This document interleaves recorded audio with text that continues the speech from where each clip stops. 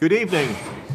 The May 9th, 2023 regular meeting of the Mentor Exempted Village Board of Education is called to order. This meeting is being held in accordance with Section 3313.15 of the Ohio Revised Code. Please place your mobile phones on silent mode for the meeting. Mr. Wade, please call the roll. Ms. Reiner. Marked absent. Ms. Cook. Here. Ms. Jessling. Present. Ms. Payne. Here. Mr. Tuttle. Here. Please join me in the Pledge of Allegiance. I pledge allegiance to the flag of the United States of America and to the republic for which it stands, one nation under God, indivisible, with liberty and justice for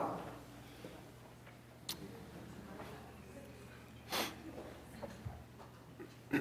I would like to welcome everyone to the May 9th, 2023 regular meeting of the Exempted Village Board of Education.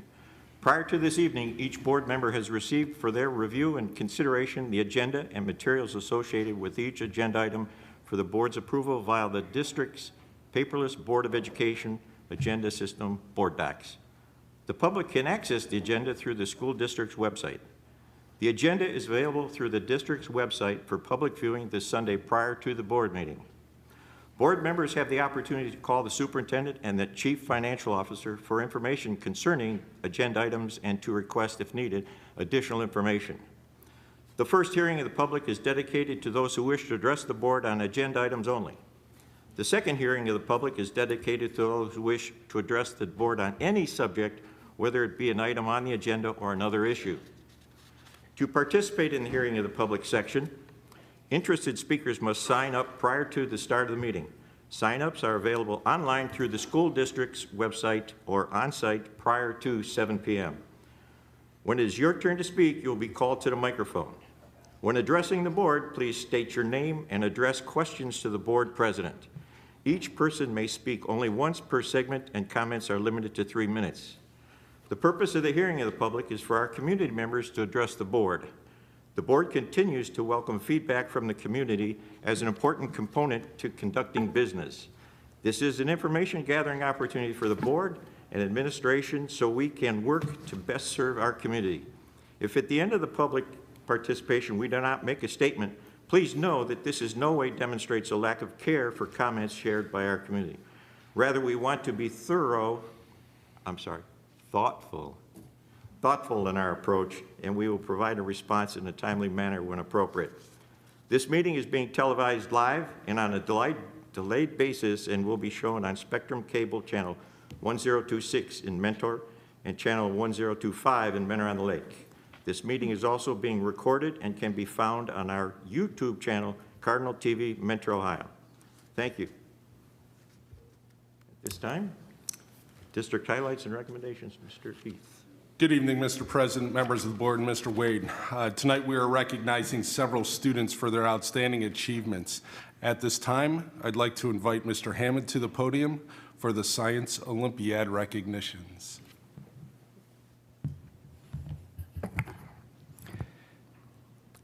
Good evening, Mr. President, members of the board, Mr. Heath, and Mr. Wade. This evening, it's my great pleasure to recognize our middle school Science Olympiad students and advisors that qualified for the state competition. In the middle school division, this year the Science Olympiad State Tournament was held on April 28th at the Ohio State University campus. This was the first in-person competition, state competition, in 4 years, and our teams were all very excited to be back. The middle school division ended up with 40 competing teams. Shore finished in 26th place overall. The team was made up of many new members and a few returning veterans. For top finishes, they earned a 6th place medal in wheeled vehicle and an 8th place in flight. Advisors are Mrs. Michelle Pugh and Mrs. Elizabeth Murray. Memorial finished in 10th place overall. For top finishes, they earned a 2nd place in bioprocess, 3rd place in crime busters, 3rd place in fast facts, 5th place in flight, 4th place in solar system. Advisors are Ms. Kim Driscoll and Mrs. Lena Malik. It's important to point out what a huge accomplishment this is, and we're excited to see what the future holds for all of these great minds. At this time, I would like to share the names of the team members at each middle school. We're going to start with Shore. First of all, Mrs. Pugh and Mrs. Murray, if you could come up to help me, please, pass out certificates. I'm going to read all student names for Shore. Students, what I'd like you to do is come forward, receive your gifts, your certificate, please. Shake your advisor's hands. Then I'd like you to come across in front of the board, shake their hand, and just wait over to the side until your whole team is recognized, and we'll applaud for you one more time. We'll do that for memorial afterwards, okay? Members of the Shore Middle School team: Adrian Beatty, Alex Cordry, Biagio DiCiaccio, Nolan Gibson, Leah Morris, Brendan O'Connor, Isaac O'Patterney, Ria Reyna, Tiana Rick, Carolyn Scott, Kendall Sykes, Mally Tihan, and Olivia Wojtasek. Congratulations to these team members.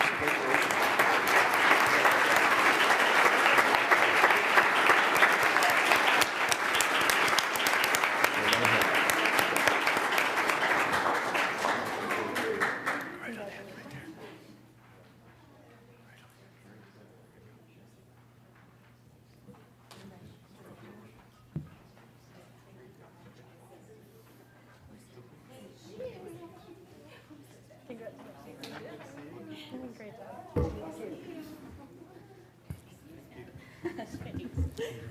Please join me in giving them one more round of applause.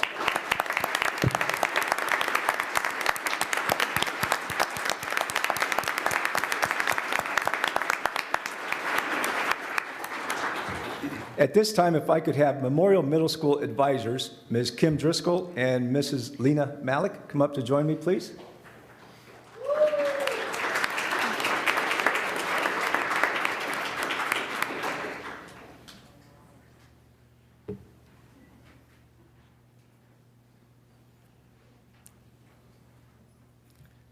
Memorial students, we're going to do the same thing, okay? Starting with Jake Armstrong, Max Billings, Christian Edwardson, Shafian Hassan, Aisha Faruqi, Isabella Grabowski, Michael Hardy Elwell, Peyton Hohenbrink, Natasha Kledzik, Joey Marchaza, Samantha McGinnis, Nathan Meckler, Owen Medved, Adam Alver, Corbib Ott, Elizabeth Plumley,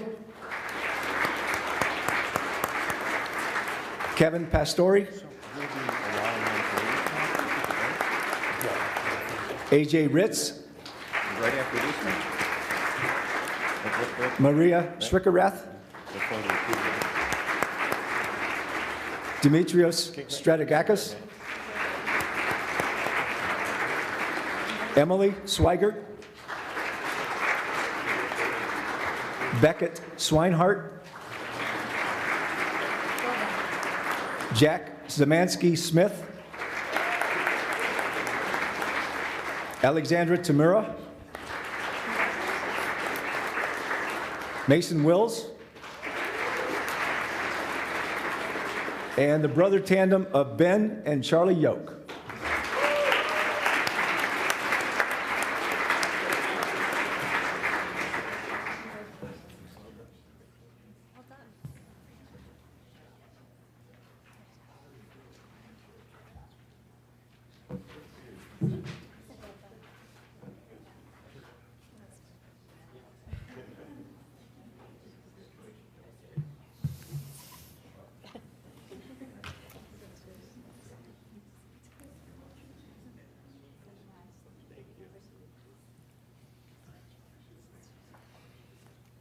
Please join me in congratulating the memorial.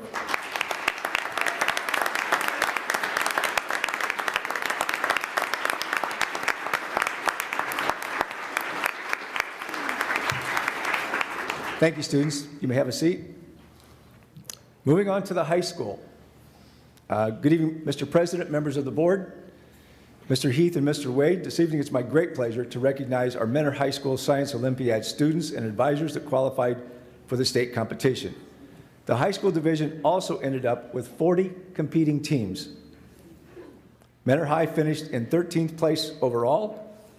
They had 7 top 10 finishes. For the second year in a row, they were state champions in the category of flight. They were also state champions in cybersecurity, second place in scrambler, second place in robot tour. They earned a 4th place medal in Code Busters, a 7th place in Disease Detective, and an 8th place in Forensics. Advisors are Mrs. Michelle Pugh and Mr. Michael Horvath. If they would come up to help me, please.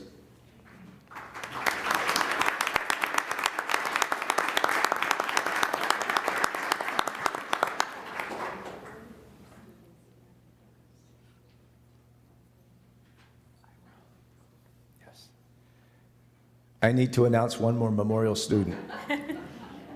Kaylee Hall.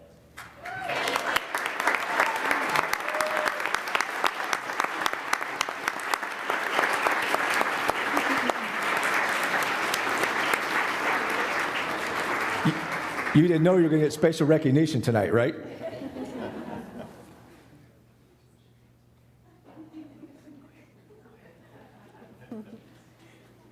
My apologies that we missed that.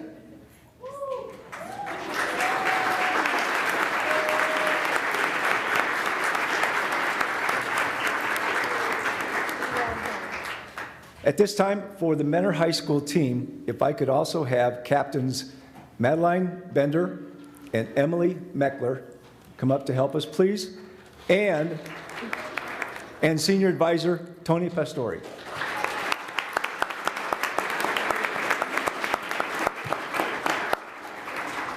We have a number of students on the high school team, and I'm really glad to see we have a lot of you here tonight. I know we've got a choir concert going on tonight at the same time, so we may lose some that way, but you're going to get your recognition here, okay? Same aspects as what we did with Shore and Memorial.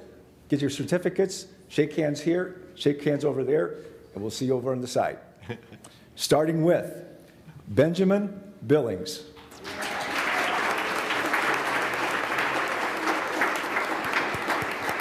Brianna Boyd.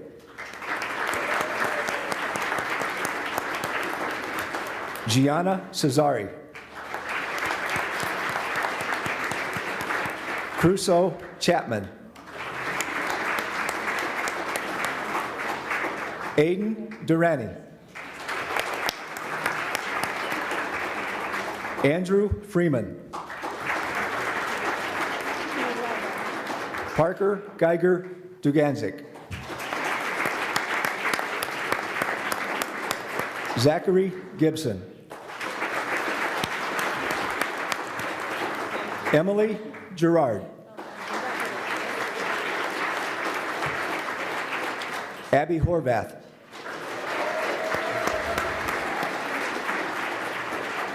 Robbie Land.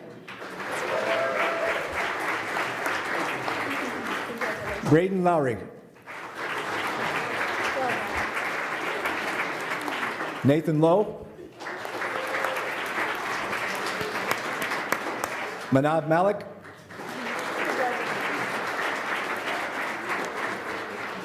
Leah Meckler. Caitlin Morris. Ryan Oliver.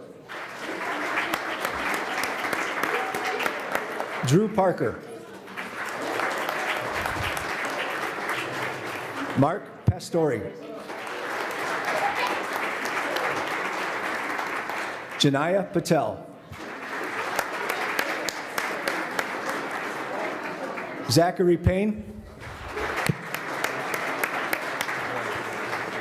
Emily Parrish. Joe Reyes. Gavin Rick. Ria Sahu.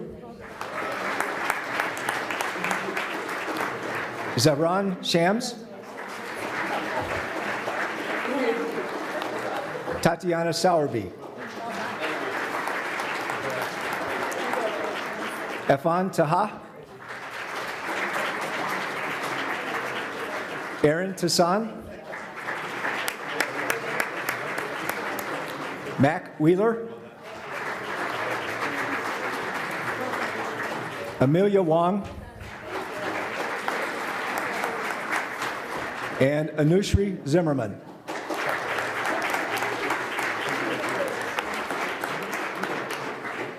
Before we recognize them all one more time, just a couple words quick. Congratulations to all these students who worked incredibly hard in preparing for the state competition. That's middle school and high school both, and showing great results. You also had a great season overall. Thank you to our coaches and teachers who are teachers and parents and give up their time each week to prepare students for their event. These coaches are a huge factor in the success of our Science Olympiad teams. In addition, a special shout out to our parents for your support throughout the season. Thank you. All of you contribute in some way, and it most definitely makes a difference. Speaking on behalf of the advisors and all the coaches and team members, they were very thankful for the opportunity to return to in-person Science Olympiad state competition. They would like to thank members of the board for all of your support. Thank you, and congratulations to the high school.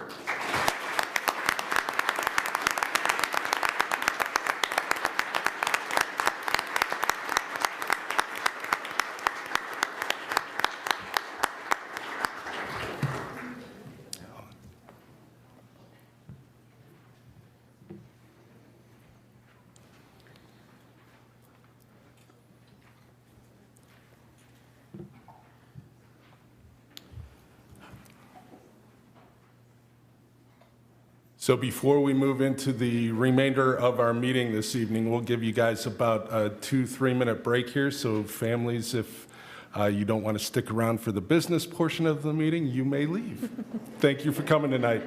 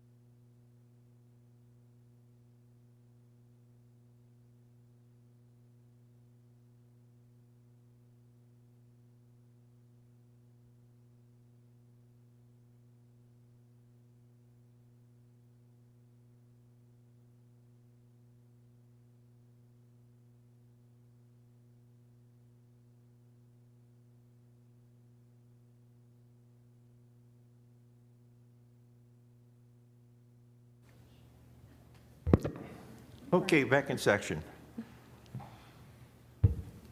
Approval of the minutes. So moved. Second? Please call the roll. Mr. Wade. Ms. Jessling. Yes. Ms. Cook. Yes. Ms. Payne. Yes. Mr. Tuttle. Yes. Motion carries 4-0. Next on the agenda, hearing of the public on agenda items only. Mr. Wade. Thank you, Mr. Tuttle. Our first speaker is Ann Anderson. Told she's not here, so we'll go to our next speaker, which is Bambi Vargo.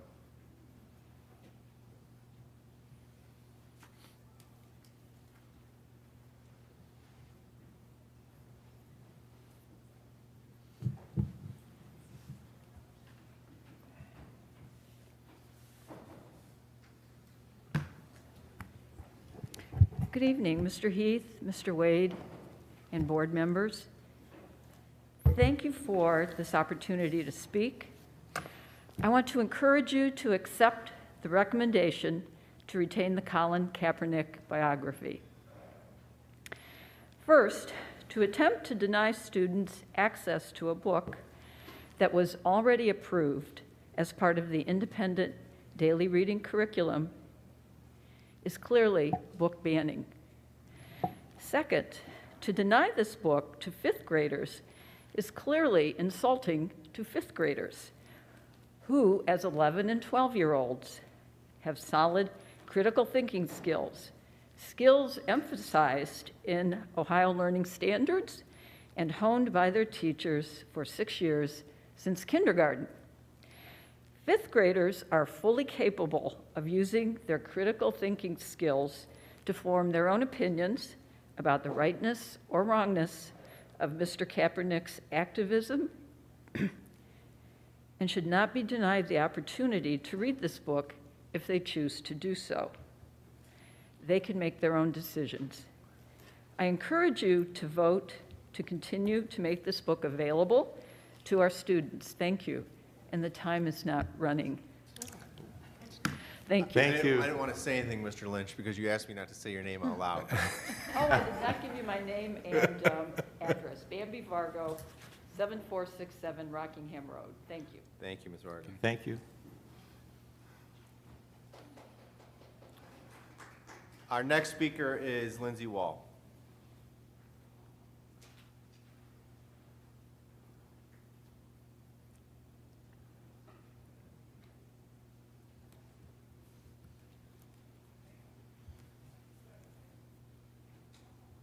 Hello, Lindsay Wall, 7250 Beechwood Drive, 2 kids at Ridge Elementary. It is my understanding that the book that is going to be discussed this evening was submitted for review to the Book Review Committee. And I understand also that the superintendent gets to make a recommendation on whether that book is retained, kept in the schools, or if they agree that the book should no longer be in the schools. And after reading the document provided in the agenda, I saw that Mr. Heath had made the recommendation to retain the book. And I am going to encourage our board to please hear out the superintendent and his recommendation. There were a lot of people that worked on this one book review, and I appreciate the time and the effort that these people put into reviewing the book that was submitted. So please, you guys did hire our superintendent, and I do believe that this committee was put together for a reason. So I do believe that the recommendation put forth is worth hearing out. Also, Mr. Tuttle, I'm going to speak with you directly here. As we go forward with the book discussions, I know that in the past we've had people read passages from books that they may not agree with being in our school libraries. And I just want to urge you to understand my side of that. I think that that's not appropriate for this place. My kids are here tonight. I have a 6-year-old and an 8-year-old sitting in the audience. And this is a public meeting. We have a procedure put in place for book reviews, And that is where that's where people should submit their concerns, not here at the podium with people watching at home and people sitting in the audience here. So that is all. Thank you. Thank you. Appreciate it.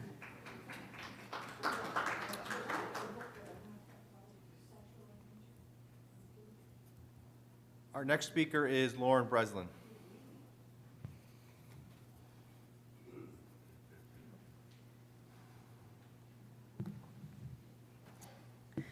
Good evening. I'm Lauren Breslin. I live on Galloway Court, and I'm a resident of this district. It's my understanding that Colin Kaepernick's book, From Free Agent to Change Agent, is being considered for 5th grade silent reading time. As the mother of 4 children, I find this reading material completely outside the scope and jurisdiction of the public school system. As a native of Reno, Nevada, where Kaepernick played college ball for the University of Nevada, Reno, and a West Coast fan of the 49ers, my family has followed his football career from his humble beginnings. I can assure you that Colin Kaepernick is not a role model for children, and his book should not be included in any school-time reading sessions. I have 3 reasons to support my stance. First, Kaepernick is a controversial political activist, not a universal role model. Second, his partnership with Black Lives Matter Incorporated automatically disqualifies him as any type of role model. Third, 5th grade is way too young to read about such controversial figures without parental guidance and discussion. Kaepernick is a political activist, and I'd like to see politics removed from classroom settings.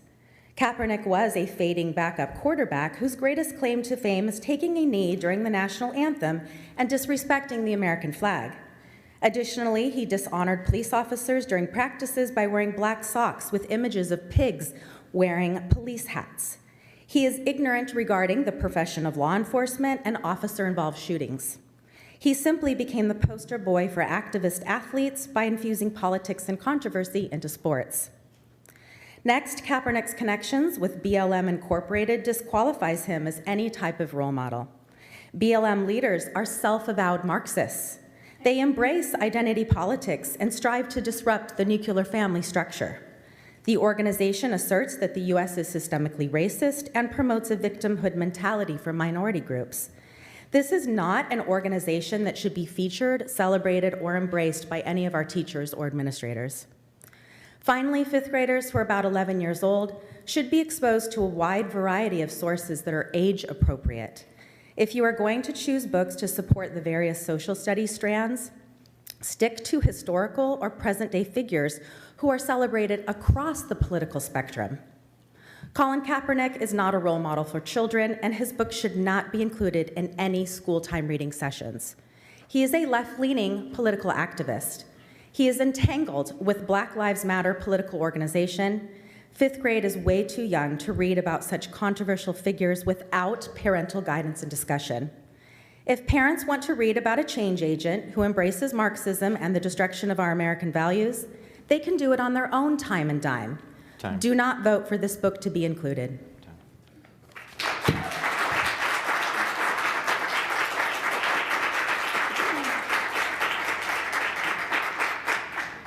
Thank you.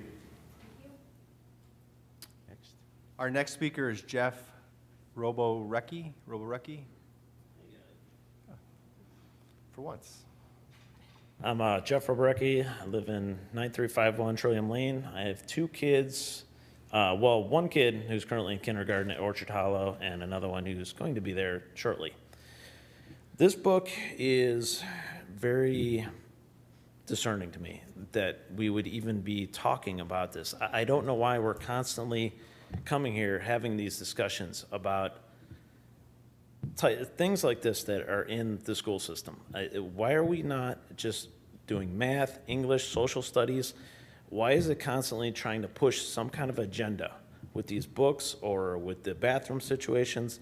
This is getting ridiculous. I'm contemplating pulling my kids out of the school system because I don't feel they're going to be safe. I mean, we all stood here and said the Pledge of Allegiance. What does that mean to you guys? If you're thinking about keeping this book in here, it is completely hypocritical to say the Pledge of Allegiance and then to put in a book that is, the entire premise is to tear down our country, to make kids hate the police, I'm sorry, I don't get up here and speak very often, but I just thought this was appropriate. I'm here to protect my kids, and I can't stand by and not say anything, even as nervous as I am up here. I really urge you guys to vote against this book. And if you don't, elections are coming here in November, and we will remember this. I will go door to door myself, tell everyone exactly what we're voting on and the way the board members are voting against it. If you vote to keep this book in, I will do everything in my power from either social media. I will get the word out. I mean, you guys have to protect our kids. That's what we voted you here to do. It's not about what books that a couple people reviewed and thought it was okay. It's not okay. This book is not a good book. Its values, everything about it are terrible. So I guess that's all I have to say. Thank you. Thank you. Our next speaker is Rachel Perry. Say that name again? I said Rachel Perry.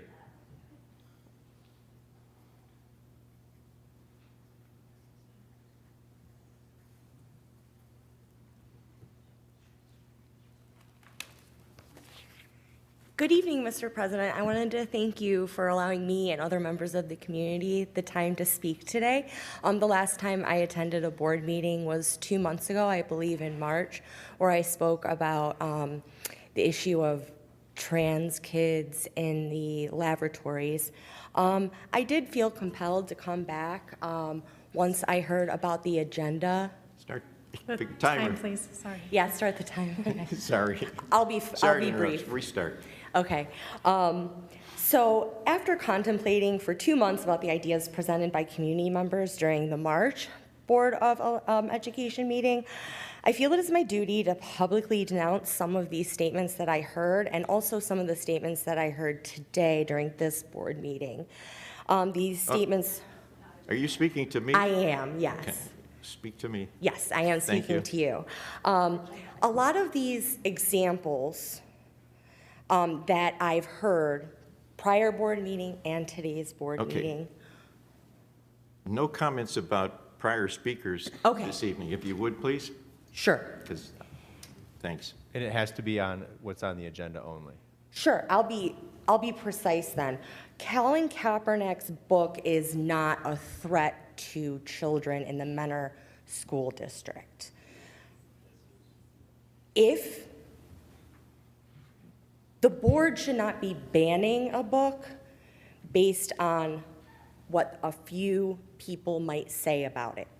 If someone doesn't want, that might be here tonight, doesn't want their child to read that book, it's quite simple. They can be a parent and tell their kid not to read the book. You don't have to ban a book in a public school system that, as far as I can tell, is by a person who is very, what's the word? He might be controversial to some, but he is a well-known figure that has spoken out about violence in a positive and peaceful way. He didn't go breaking windows, he knelt.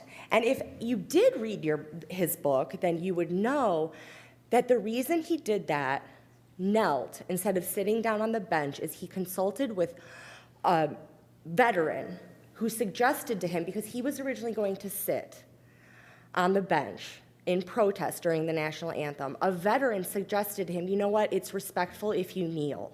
That is the reason he did this. He didn't do it to disrespect the flag. He's not even entirely, like, I'm a left-leaning person. I don't even really consider him that left-leaning. I don't know much about who he votes for or anything like that. But if people are so concerned about the general safety of kids, which I think we can all agree on, we're concerned about the safety of kids and what they're reading. Banning books is not the answer. If you really don't want your, and I'll repeat myself, if you really don't want your kid reading a book, tell them not to read it. Don't come to a board meeting and demand, that they ban a book. I'll tell you one last thing. I have a minute left, and I know the time started late, so I'll finish up quickly. The one thing that I know about Colin Kaepernick, I think everyone on the board can agree, is that money talks. The number one thing recently about Colin Kaepernick is he signed a multi-million-dollar deal with Nike. Nike is a globally known billion-dollar company. Would a globally known billion-dollar company invest millions of dollars into an individual who they thought promoted violence or was entirely controversial? No, they wouldn't. And just raise your hand, you can, Mr. President, if you've ever owned anything by Nike.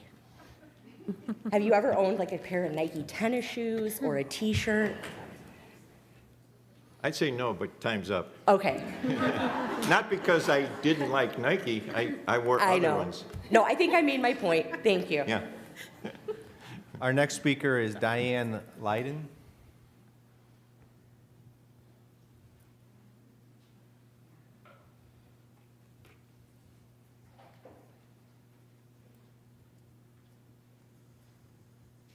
So my name is Diane Leiden. I'm at 7221 Windsor Lane in Mentor. I am a Mentor resident. I've been hearing about, this is my first meeting. I've been hearing about all this controversy here, and it's quite disturbing to read about and very sad. I am against book banning, and I think most Americans are. There's a small, very loud, aggressive, and bullying minority who want to ban books. I hope you know, you, the board, and the teachers, and the librarians, that you have the support, appreciation, and respect of most Mentor residents. We value the informed judgment our teachers' education and expertise has given them. Thank you for your dedicated work on behalf of our children. And I want you to know that there are many, many more people like me. I'm a grandmother. I don't come to school board meetings anymore. There's so many people that I talk to that feel the same way. We're horrified. We remember book banning and the attachment to fascism, and it is scary to us, very scary. Most of my friends won't come, they won't speak. I feel that I don't want to have my neighbors down the way decide what my children can have access to. I will bow to the expertise of a well-educated librarian and a teacher of much experience as to what is suitable before I would bow to Jim and Jill Smith down the street.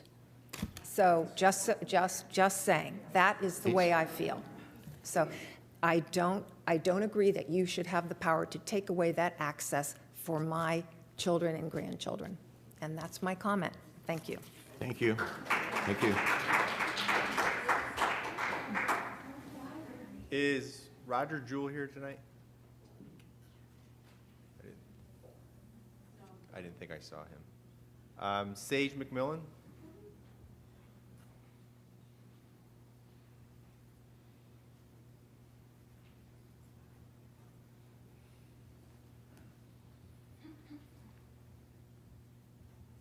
Good evening, board. My name is Sage McMillan. I live at the corner of Danbury and Millshore in Mentor. I can never order a pizza because I'm on the corner. Anyway, I am here reluctantly tonight because I have better things to do on a lovely May evening. And I had to come in, I was compelled to stand up for children to be able to read and perhaps to think critically. I was happily driving to work and listening to my local NPR station, thankful that I wasn't concerned about the accident on 271 southbound, when I heard the KSU morning announcer read a headline about our school voting to ban a book. The book is called From Free Agent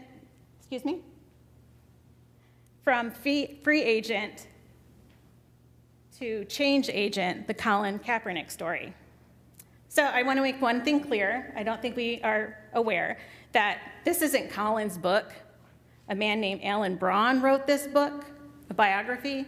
So this isn't Colin's book. These aren't his words. It's somebody writing about what he has done. So my day soured right then and there. I got to work, I filled out the participation form, and I got on with my day. I came home, told my kids. One of them decided they would come with me tonight. And I just want to share. This is my take home. Parents need to be secure in their own values. And if they're so insecure in how they have raised their children that they are threatened by a book in a 5th grade classroom used for independent reading, they should start at home instead of impacting the wider community to conform to their fears. Why can't children read this book and think, right on, go Colin, or how dare he, or this was boring? I don't want to impose my thoughts on a kid when they're reading a book. So I ask you, Mr. Tuttle, why is the agenda of a loud minority being forced on our community? I urge you to vote to keep this book in. I thank the board for having the strategies in place to address issues when there is an issue with a book that some might find objectionable. And thank you. Thank you. Brandon Towns.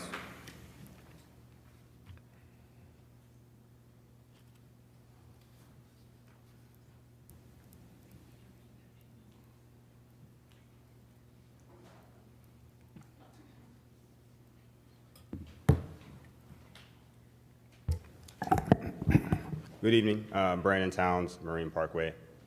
So thank you. I do appreciate you all being here. We still have the vocal minority, and they are still as loud as they have been over the last couple of years. I remember when we were at the Performing Arts Center, and I actually had the book in my hand, and I read an excerpt from it. And what's unfortunate is that we have two people who are running for school board, and they said that it said that Trump was racist and anyone who voted for him was racist. But it doesn't. So why would someone say that it does? Brandon, are you speaking to me? Yes, sir. Okay, I thank promise you I'm speaking to you. All right. Why would someone say that it says that? Can they read while they're asking that we focus on reading, writing, and arithmetic? Or do they have ulterior motives? I read the book. Rhetorical questions, by the way. I read the book. It says some are racist who voted for Trump. Some thought that Trump's words had overtones of racism. It says some who supported Trump are white nationalists and feel that non-whites are inferior. That's true. Is it wrong for 5th graders to know the truth? I think we would disagree with that. It is not wrong for 5th graders to know the truth. It is incumbent upon us as educators, and we know this, to make sure that students know the truth. Question what we say is true so that they know the truth. And if we don't do that, not you as board members, because you're not the educators, but if we don't allow our superintendent to do that and make sure that our educators who are in our classrooms do that, we are abdicating our responsibility. So I know that we'll have 2 yeses. I know that we'll have 1 no, but I expect at least 1 abstain, because you are better. You are better, and you know the truth. People have tried to bully and cast you out. And I do believe that you know that there's nothing wrong with this book. As much as they will try to make it seem like there is, that there's not. My kids will read this book and say yes. And for that reason, I need it in schools so my daughters can see someone that looks like them. Thank you.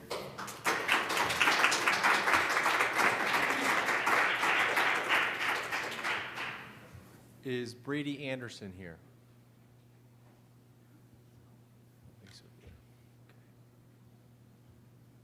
Lynn Mazika.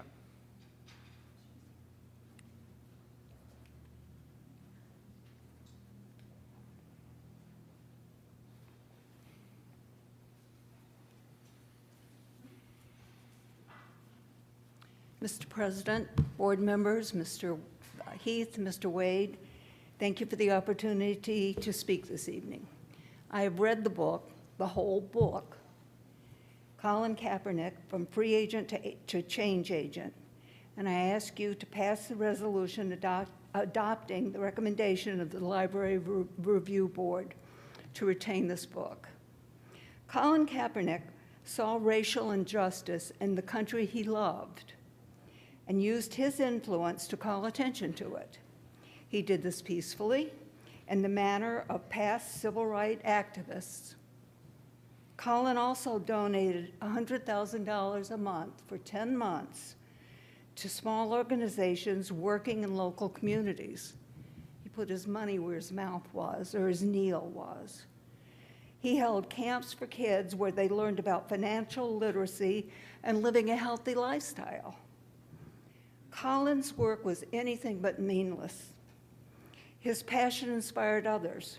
The 49ers donated $1 million to improve racial and economic inequities in the San Francisco area. Kaepernick started people thinking, what do I know about racism and police violence? And can you be patriotic and still criticize your country? He was criticized by many. He lost his ability to play football. But some stood with him. Nike, one of his sponsors, had a billboard with Kaepernick's face and the saying, believe in something, even if it means sacrificing everything. Now, why should this story be told to fifth graders? Kids interested in sports may pick it up. They will learn more than stats about a quarterback. They will learn how a man stood up for what he believed. And that's not a bad lesson. Thank you. Linda O'Brien.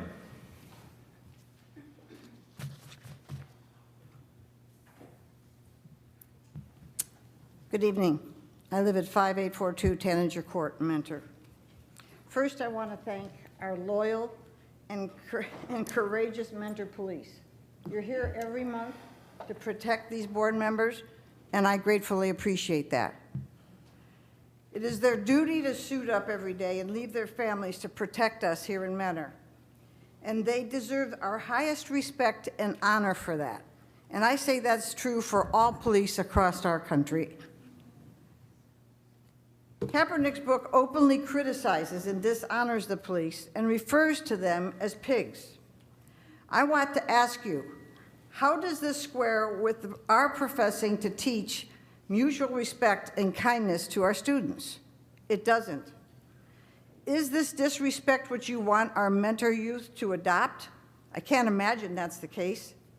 Don't you realize how this communicates a total disrespect and disregard for all authority, not just the police? Don't you realize that problems result from this will spill into the classroom, the family, the community? I find it hypocritical that Kaepernick relies on the very same police for protection that he criticizes so vehemently. And school board members, you pay for 3 Mentor police to be here every month, and you support that book that promotes disrespect for those that you truly rely on for your protection. I'm questioning that. If the need for protection is so important, Why doesn't it go beyond you? Where is it relative to our students in the classrooms? Why can we have police for this school board and not have police in all of our schools? I'd like to know that. Your job, your primary job is to serve, not to be served. So it's important that you protect the children, the most vulnerable, and that I would rather see them protected to see this building rebuilt or a new parking lot. You must teach our kids the values that match our mentor taxpayers. Teach them citizenship, honesty, honor, commitment, and service. Bottom line, Kaepernick and you, if you continue to support this, are both hypocrites. And that's an unfortunate statement. This is not book banning. This is about not being age appropriate. Thank you. Thank you.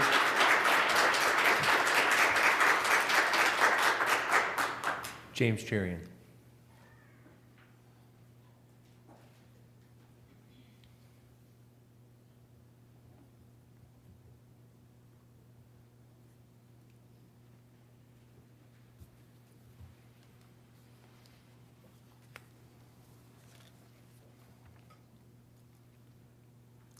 Good evening, Mr. President, members of the board, Mr. Heath, Mr. Wade. My name is James Cherian. In the Old Testament of the Christian Bible, there is an allegory written by the prophet Ezekiel. And in this story, we have a picture of God who finds an abandoned newborn girl in a field. It starts off very tenderly with God washing the blood off the baby, cutting the umbilical cord. He takes her in, raises her as his own. He then dresses her up, buys her fine jewelry, and when she's old enough, becomes her husband. The story has a lot more graphic detail involved, but I'm not here to shock you. But if I were to use the words I've heard here many times, this would be a story of sexual grooming by a pedophile.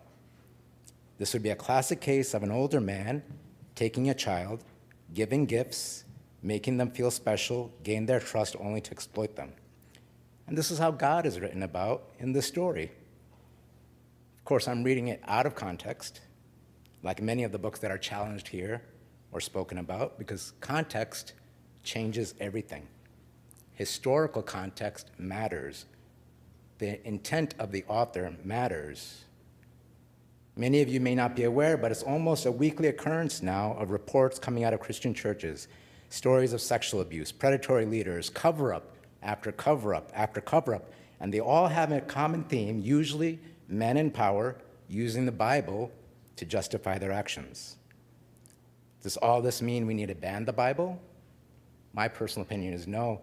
To me, the Bible is the most liberating, revolutionary piece of literature in the world. And I know that's debatable. I know that's controversial to say. But we can hold two ideas in tension, because it's also true that the Bible has been one of the greatest tools of oppression in this world. Powerful words can do that. Powerful ideas can do that. They can be used for good and evil. The answer is not then less books or banning and censorship and policing ideas. It is more education. It is high-quality education like we have here in Mentor.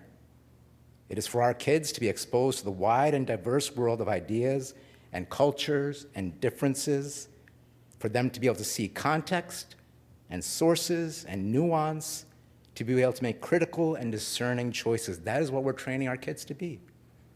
That does not come from banning books and policing ideas. And to be sure, there are ideas that we can safely say should not be included. There are. And we have well-trained educators, curriculum directors, librarians, staff, administrators who can do just that. We have people whose actual job is to do that. And I ask the board to support them as they do that. Thank you. By your vote to keep Colin Kaepernick and other books that will be challenged, you are showing our hardworking educators that you're supporting them in their work of educating our children. Thank you. Thank you.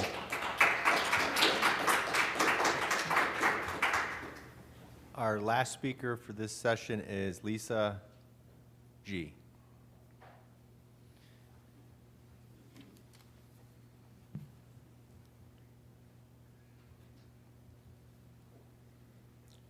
Thank you, board member. I would like to just say that banning this book is just a bad idea. And I would like to say that just we as a community, we should encourage students to have critical thinking skills and to develop the ability to hold these hard thoughts about hard things. You know, because oftentimes we're fed like propaganda from opposite sides. So why is it so offending that when given one book, it is so, like, it causes such upheaval just with one book saying that maybe it's okay to not stand fully for the flag. And I feel like when we have everything instilled into us from day one of kindergarten to the end of graduation, they say it in graduation, they sing the national anthem there too. So I'm thinking, what's wrong with having one book? Or what's wrong with having any opinions saying it's okay to not stand for the flag? It's okay to have differing opinions from the state. It's okay to question authority. And I believe that this book is important. And if we ban it, we're showing students that you cannot just question authority. You cannot have opinions which complicate things with the authority. And I think that the community, which we ought to ensure our students have critical thinking and have good abilities to make their own decisions, to make their own opinions about things, they ought to be allowed to, they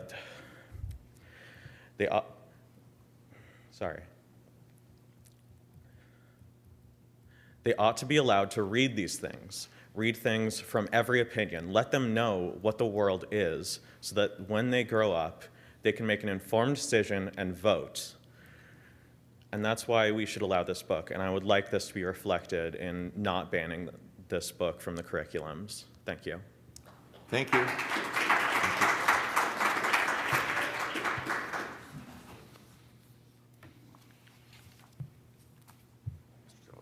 Mr. Shaw, that was our last speaker for the first session.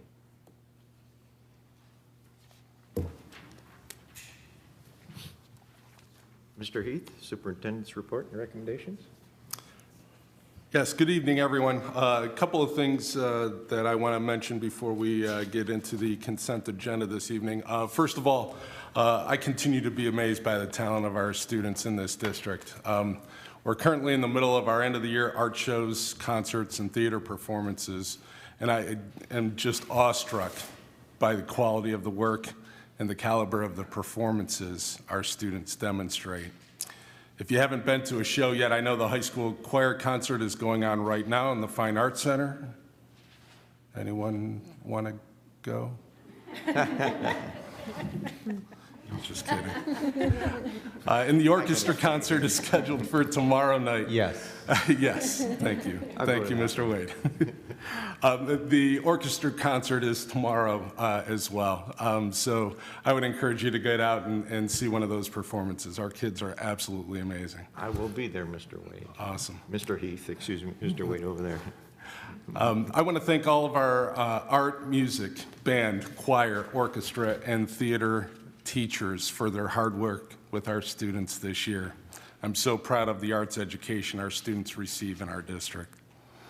With that being said, I had a conversation here recently with a high school choir student who approached me about the possibility of creating a Fine Arts Hall of Fame similar to the Athletic Hall of Fame that we currently have in our district.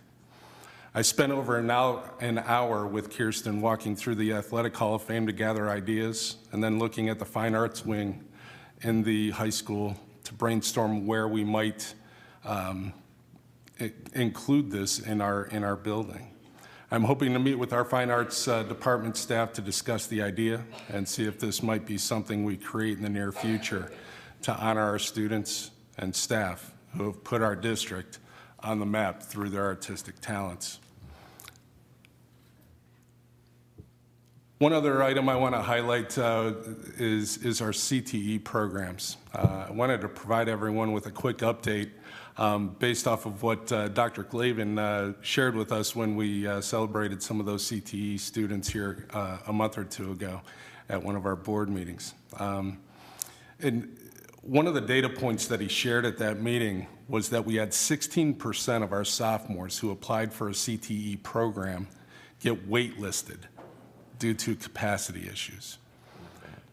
We're working quickly to remedy this situation and have applied for a CTE expansion grant through the state of Ohio to renovate several spaces in our high school to expand our programming. These programs would create additional opportunities for our students in the fields of culinary arts, construction, digital media, IT, cybersecurity, and the teaching professions.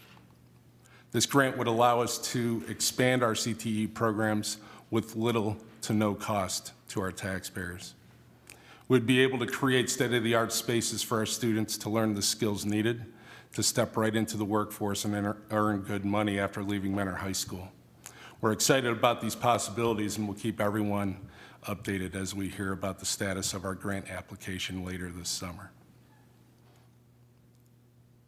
Is that it, Mr. Heath? May I compliment you on the Fine Arts Hall of Fame? Sure. That's a fantastic. I support that 100%. Awesome. And you know CTE, I've always been there. Yes. And the numbers, they're going up. The applicants to join the program is fantastic. Yeah, it's a wonderful program.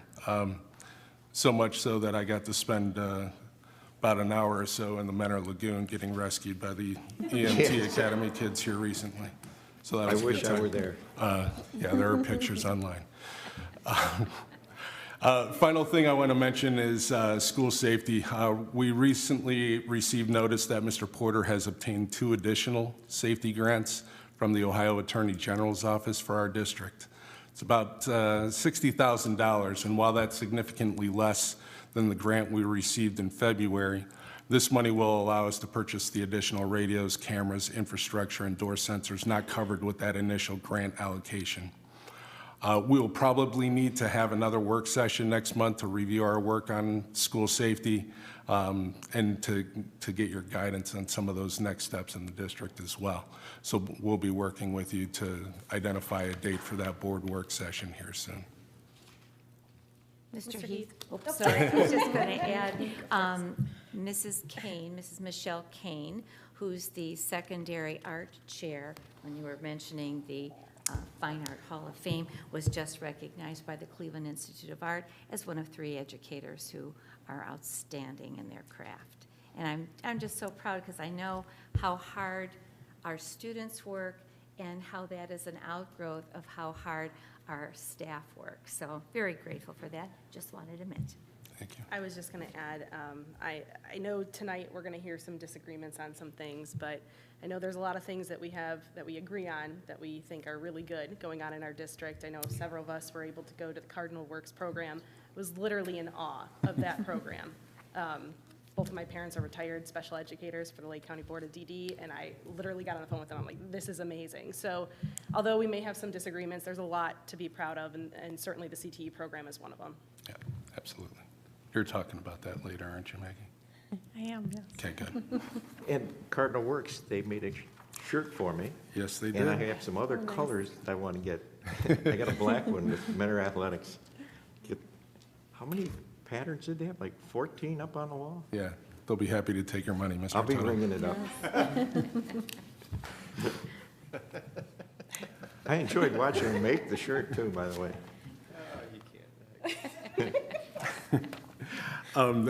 With that, Mr. President, members of the board, and Mr. Wade, I have the following recommendations listed under the consent agenda and recommend approval of items 6A1 through 6A4. So moved. Second. Please call the roll, Mr. Wade. Ms. Jessling. Yes. Ms. Payne. Yes. Ms. Cook. Yes. Mr. Tuttle. Yes. Motion's carried 4-0. Mr. President, members of the board, and Mr. Wade, I'm recommending approval of the 2023-24 Healthcare Process Consulting Medicaid School Program Service Agreement. So moved. Second. Please call the roll. Mr. Wade? Ms. Payne? Yes. Ms. Cook? Yes. Ms. Jessling?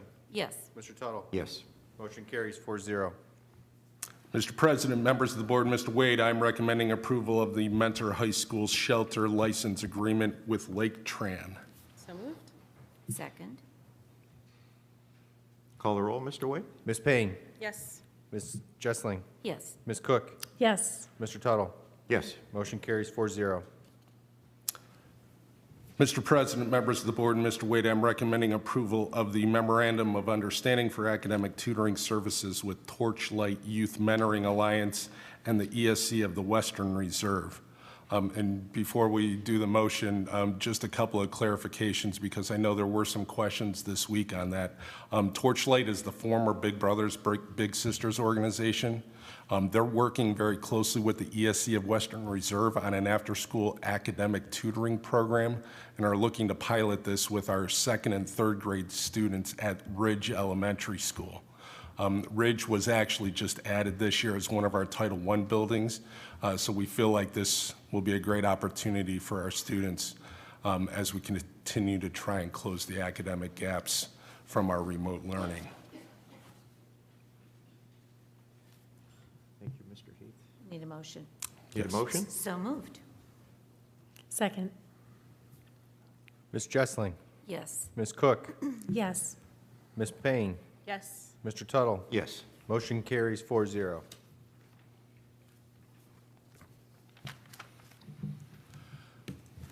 Mr. President, members of the board, and Mr. Wade, per Mentor Schools Board Policy 7.25, the superintendent recommended establishing a library review committee in response to a request for review of instructional materials form that was submitted.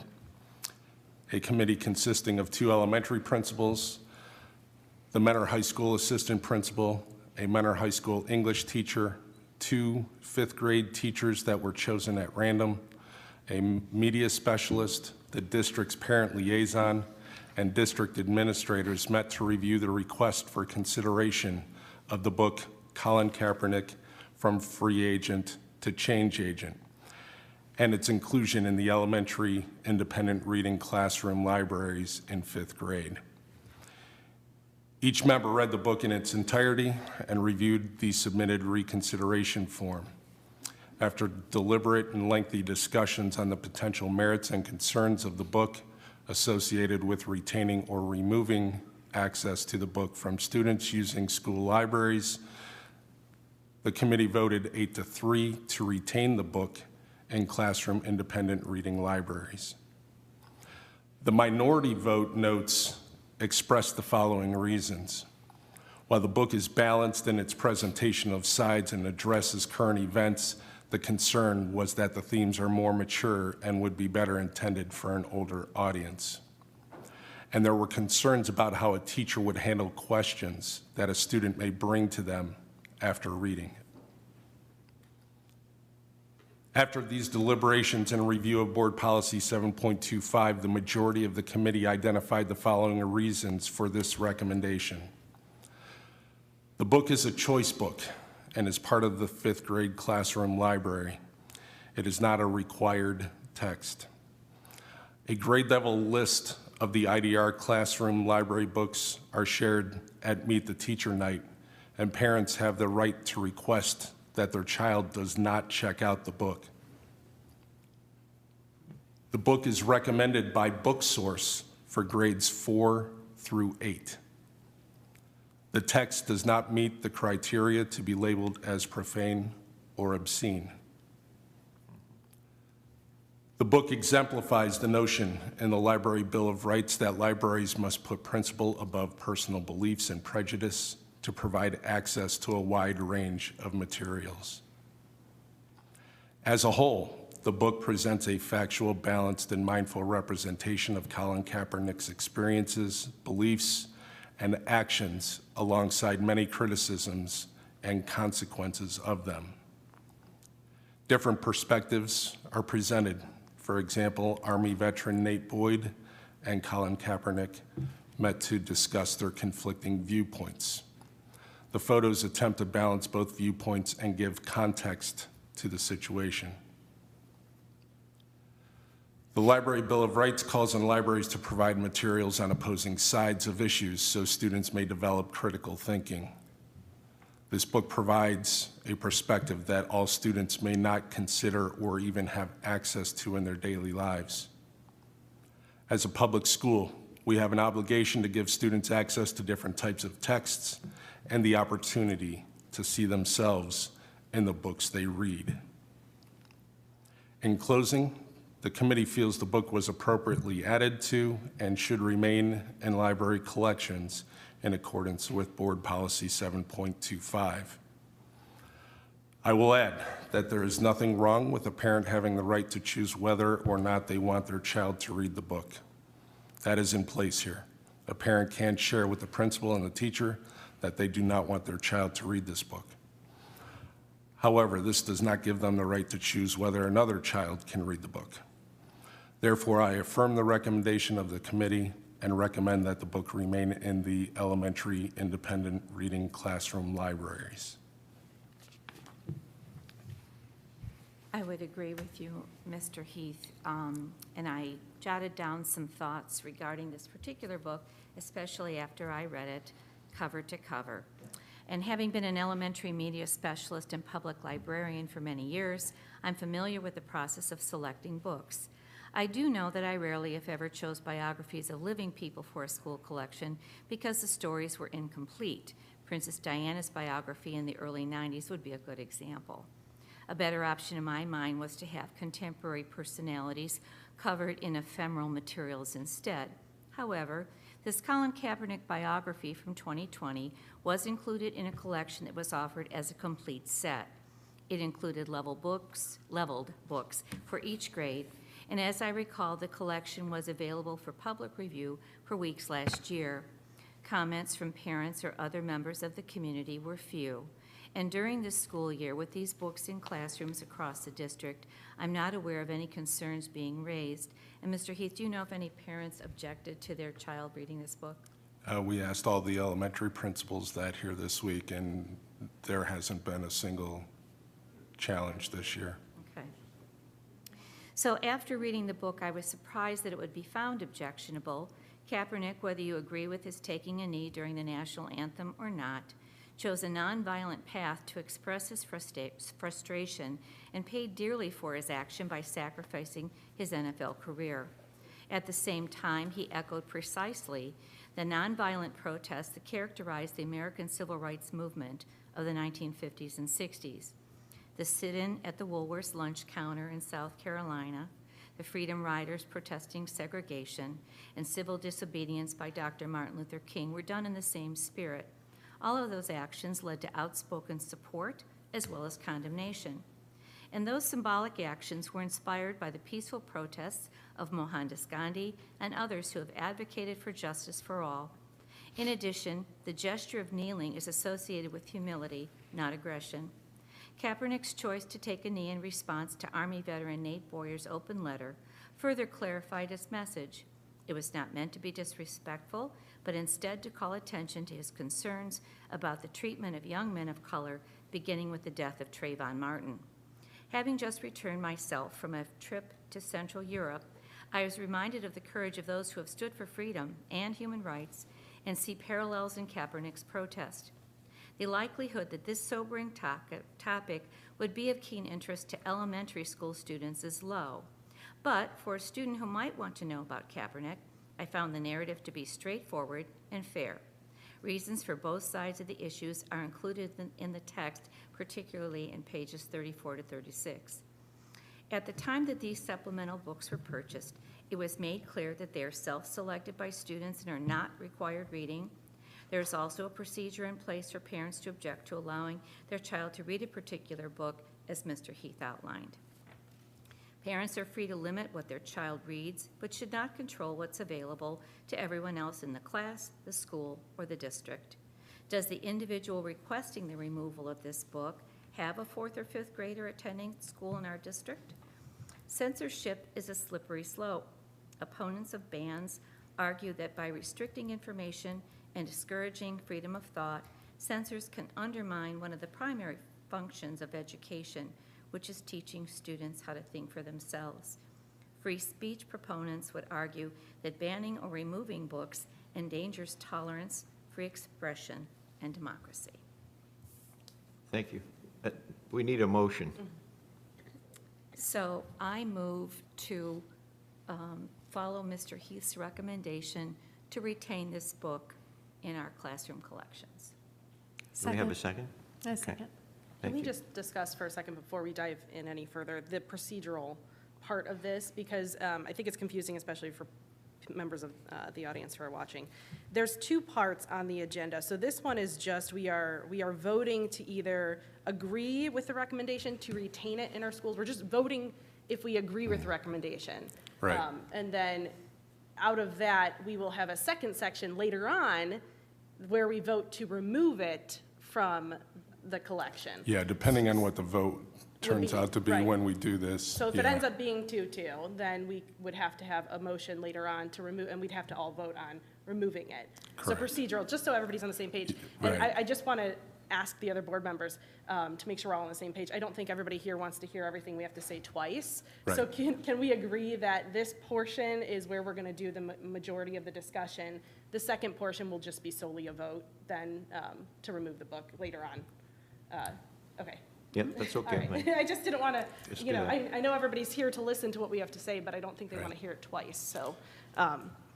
And again, just so everybody knows, and that's kind of the confusing part of the board policy, the way this one is set up. So this first vote would be based on my recommendation to retain the book. So we'll vote for that first. The second part of that policy, the board actually has to take action to remove a book from a classroom library, a portion of the curriculum. So that's why there would be a resolution that would be voted upon to remove it. And just to confirm, for everybody in attendance as well as the board members, you have to have a majority vote in both those situations for it to pass. So this vote, if it ends up being 2-2, wouldn't do anything, which is why we'd have to go to the resolution. correct, later on. because Okay. you would not have the affirmation to support the recommendation of the superintendent if there was a tie. Correct. I have a question. I prepared something as well, some notes that I wanted to state, but I had some questions about parents being aware of what is in the classroom. I know we had made some changes in the beginning of the year to send out, I believe it was a list of, at Meet the Teacher Night, where the parents are able to see the books that are in their classroom? Correct. Okay. Do we know if that for sure was followed in the beginning of the year? Because I had several parents who said they'd never got a list or anything like that. So I just want to make sure. Yeah, the lists were posted in all of those classrooms. So during that Meet the Teacher Night, all the list of books by grade level were there So for it's not student or for parents to see. To them, it's posted. Yeah, it's in the classroom. Okay. Okay. And the books were available at the same time. So Correct. they had the list and they had the books that they could look through. Is that correct? Correct. Okay. And then from there, they could ask if they had a concern about the book, it was there anytime after, they could talk to the teacher and say, I don't want my child to read this book. Correct. Thank you.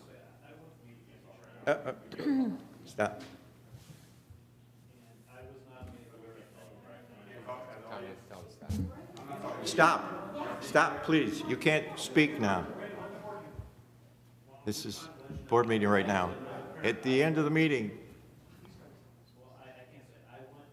No, that's it. Done. Please. Excuse me, there's no comments from the crowd. Anybody? That's it. This is to conduct board business. The public sessions will be at the beginning and And at the the end, end. as they always are. So You're welcome to do it then. With that, I think, as I've heard from parents in the past that they weren't given a list, if going forward, outside of this book challenge and everything else, I think it would be more helpful if instead of posting a list, there's so much going on Meet the Teacher Night. You know, it's kind of chaos, right? Like, everybody's excited, there's so many pieces and parts. I think it would be more helpful for parents to have an actual list. That way they can go home and look it up, and, you know, they're not gonna all be standing there looking at all the books in the classroom. So, that's my 2 cents on that, just as a procedural thing going forward. I do have some thoughts. about this particular book, specifically in reference to our library policy 7.25. Many people refer to the removal of books from schools as banning them. It is not. It is called vetting, something schools have been doing for decades. The public library and school library should not contain the same exact items. It is the job of the school to fully vet books for age appropriateness, and we have policies surrounding this issue to help guide us in making sound decisions for all of our students when referencing curriculum and library books. For example, last year, the board and curriculum team unanimously agreed to remove the book George, which is now renamed as Melissa, that was slated to be in 5th grade classrooms as part of the Collaborative Classrooms collection. The book that is being challenged tonight was part of that same collection that passed with a 3-2 vote by our current board last year. Our policy 7.25, under the Library Bill of Rights, states that we should provide materials that take into consideration the maturity level of the pupils being served, and that will stimulate growth in factual knowledge, and that will enable pupils to make intelligent judgments in their daily life. I believe that we're violating our own policy by allowing this book to reside in every 5th grade classroom. This book is available for students to read during silent reading time, which means it would be unaccompanied by an adult and lacks any supervision or parental guidance since it's also not taken home.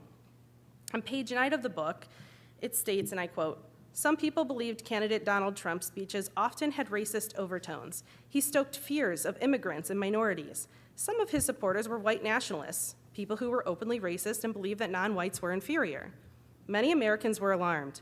It was clear to Kaepernick that a century and a half after the abolition of slavery in the United States, radical injustice was still common. Racist beliefs were deeply embedded in many people who controlled U.S. institutions, such as the justice system. The more he thought about it, he realized he could not honor and stand to honor the national anthem or the U.S. flag, not when they represented a country that ruthlessly oppressed some of its people," end quote. Not only is this completely biased in opinion, but per our own policy, I don't believe this material is appropriate for the maturity of the average 5th grader. I have a 10-year-old son, so he would be in 5th grade next year technically.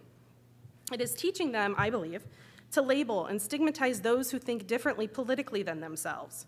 Shouldn't we be teaching our kids to judge people based on the content of their character instead of who they vote for? We've seen this theme before in the last book challenge, Transphobia, Deal With It, and Become a Gender Transcender, because that book stated that if you believe there are only 2 genders, then you are transphobic, so we're labeling people. The Colin Kaepernick book is just another book that is upholding teaching kids a very dangerous mindset that if you don't agree with somebody, or if they don't think you're the same as you, then it's fully acceptable to label them or stigmatize them. We see this issue in our schools in the form of bullying. In our own board meetings, we've seen it, and I'll say on both sides, and in our community. We even have members who try to blacklist local small businesses based on solely who they voted for. Upholding this ideology is extremely dangerous and should not be supported in our schools. It furthers the idea that we want to teach students what to think and not how to think. It doesn't allow students to form their own opinions and therefore violates our policy. This book also does not provide factual information when referencing certain controversial topics. So on page 21, BLM is highlighted as a positive, influential group. BLM is a controversial group, and it is hard enough for adults to develop an educated opinion on it. So how can we possibly expect 5th graders to understand all of the nuances of the group and formulate an opinion about it? On page 8, the book references police brutality against minority groups. It really paints the police in a very negative light. There are 3 police officers in this room right now that help keep us safe. How would this book make their children feel if they read it? This has the potential to negatively affect those students and families who have chosen law enforcement as their career. We should be fostering a sense of respect and honor for our police officers instead of a culture of distrust. I have been loud about my support for resource officers in every single one of our schools. However, we know that we don't have enough people going into law enforcement, and we don't have enough police officers to fill our schools. We don't need to wonder why people are not going into that field when we're placing books like this in elementary classrooms. Recently, many 8th graders went on a school field trip to Washington, D.C., where many students bought Trump hats. That same night, they were told that the next day, no one would be able to wear their political attire. Not only do I believe that this violates their right to free speech, we are not being consistent with our message. If Trump hats are too political and too controversial for 8th graders, then a book for elementary students that slam Donald Trump, support BLM, and talk negatively about our police surely is also too controversial. There are facets of this book that I could see as beneficial to readers. And I'll just reiterate. There are parts of the book that I agree with, that I think we could all agree on. I looked at the collaborative classroom book list, which this is a part of, and we already have a book about Jackie Robinson in our 4th grade classrooms. One solution could be for us to replace Colin Kaepernick with another copy of Jackie Robinson book as an alternative, since not only did our expert educators, as part of the committee, disagree on whether the book should stay or go, but our community is also in disagreement. I believe this book would accomplish the same goal as the Colin Kaepernick book without all of the age-inappropriate controversial subjects. I could provide a plethora of reasons why this book is unacceptable to maintain in our 5th grade classrooms, but I'm going to leave my fellow board members with these last few sentiments. We know that there's a perception in our community that believes we are pushing political ideology in our schools. While there are so many wonderful programs and student and staff achievements to be proud of, which we mentioned a lot of them today, and you saw a lot of the achievements earlier with the awards, we need to be cognizant of this negative perception in our community. From the outside looking in, people have seen a multitude of things being approved by our board, current and past, that they deem as political in nature. We have an opportunity tonight to help change that perception and protect the reputation of our schools and our teachers. Do we think this book helps or hurts that perception? Will it help or hurt our chances of passing an upcoming levy in November? Ultimately, our choices have real consequences that directly affect our students, staff, and community. And I'll just say this book would still be allowed to be checked out in the public library. It just wouldn't be in the classrooms. Mr. Heath said it right in his statement to the Washington Post a couple months ago when he said politically that we need to be, and I quote, right down the center every time, end quote. This book is anything but right down the center or neutral and is unfit for 5th grade classrooms. Those are my remarks.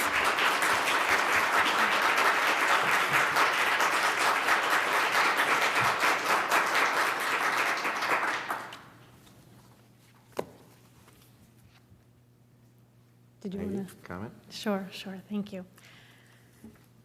When I'm looking at just this whole piece, the thing that I leaned in on was our policy.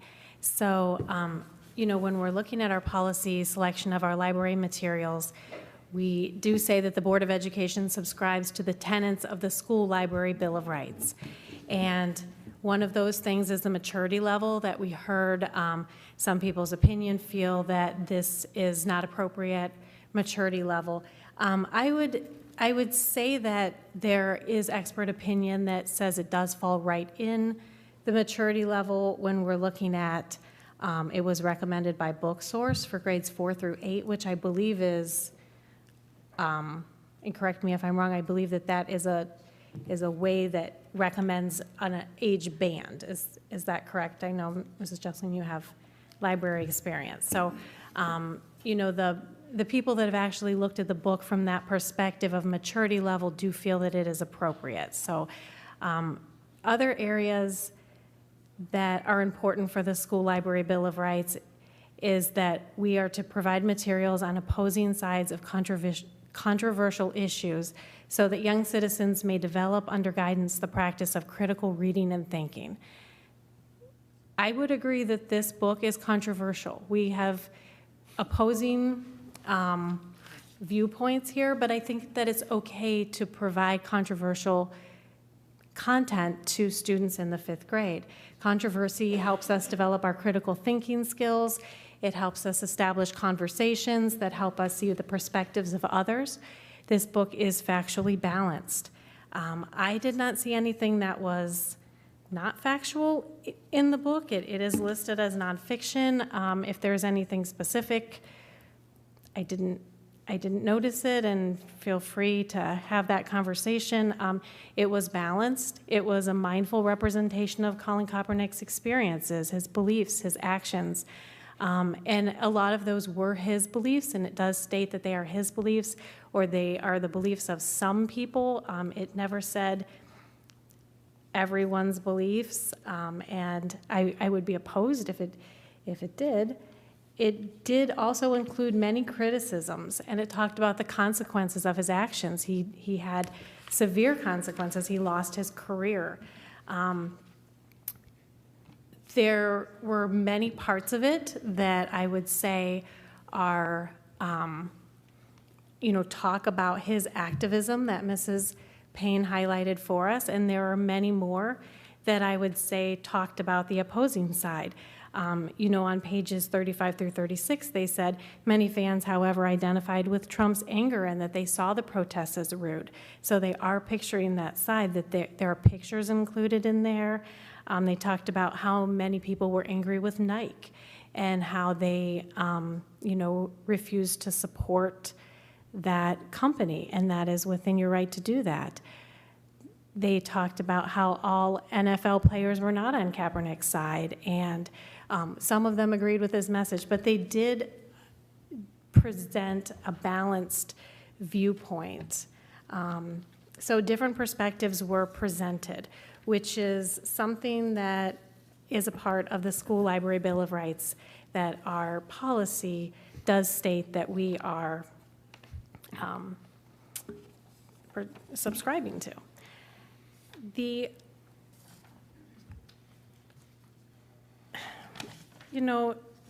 other point of our policy says that when we have a challenge, when we have someone that is a citizen is objecting to a book like we did tonight, I'm glad that we have that policy. I think people have a right to object to the book. But we do need to look at it overall as a full piece. We need to weigh the value and the faults and form opinions based on the material as a whole rather than just certain passages and sections. And I think when you do view it as a whole, you can see that it is balanced.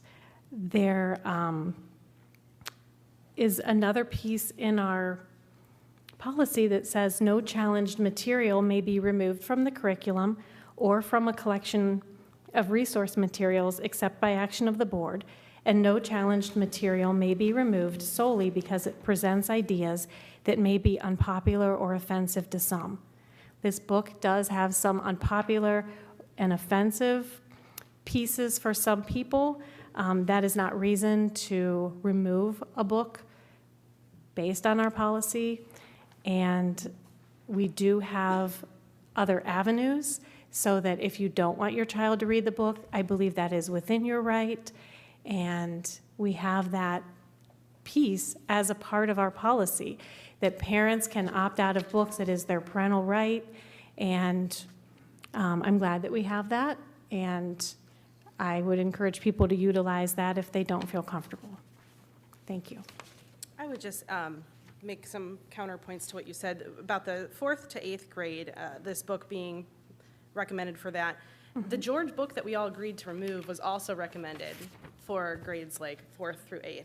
So I don't think we can make our decision based solely on that. I think we really have to look at if it's inappropriate, age inappropriate. And I disagree. I don't think that 5th graders fully comprehend.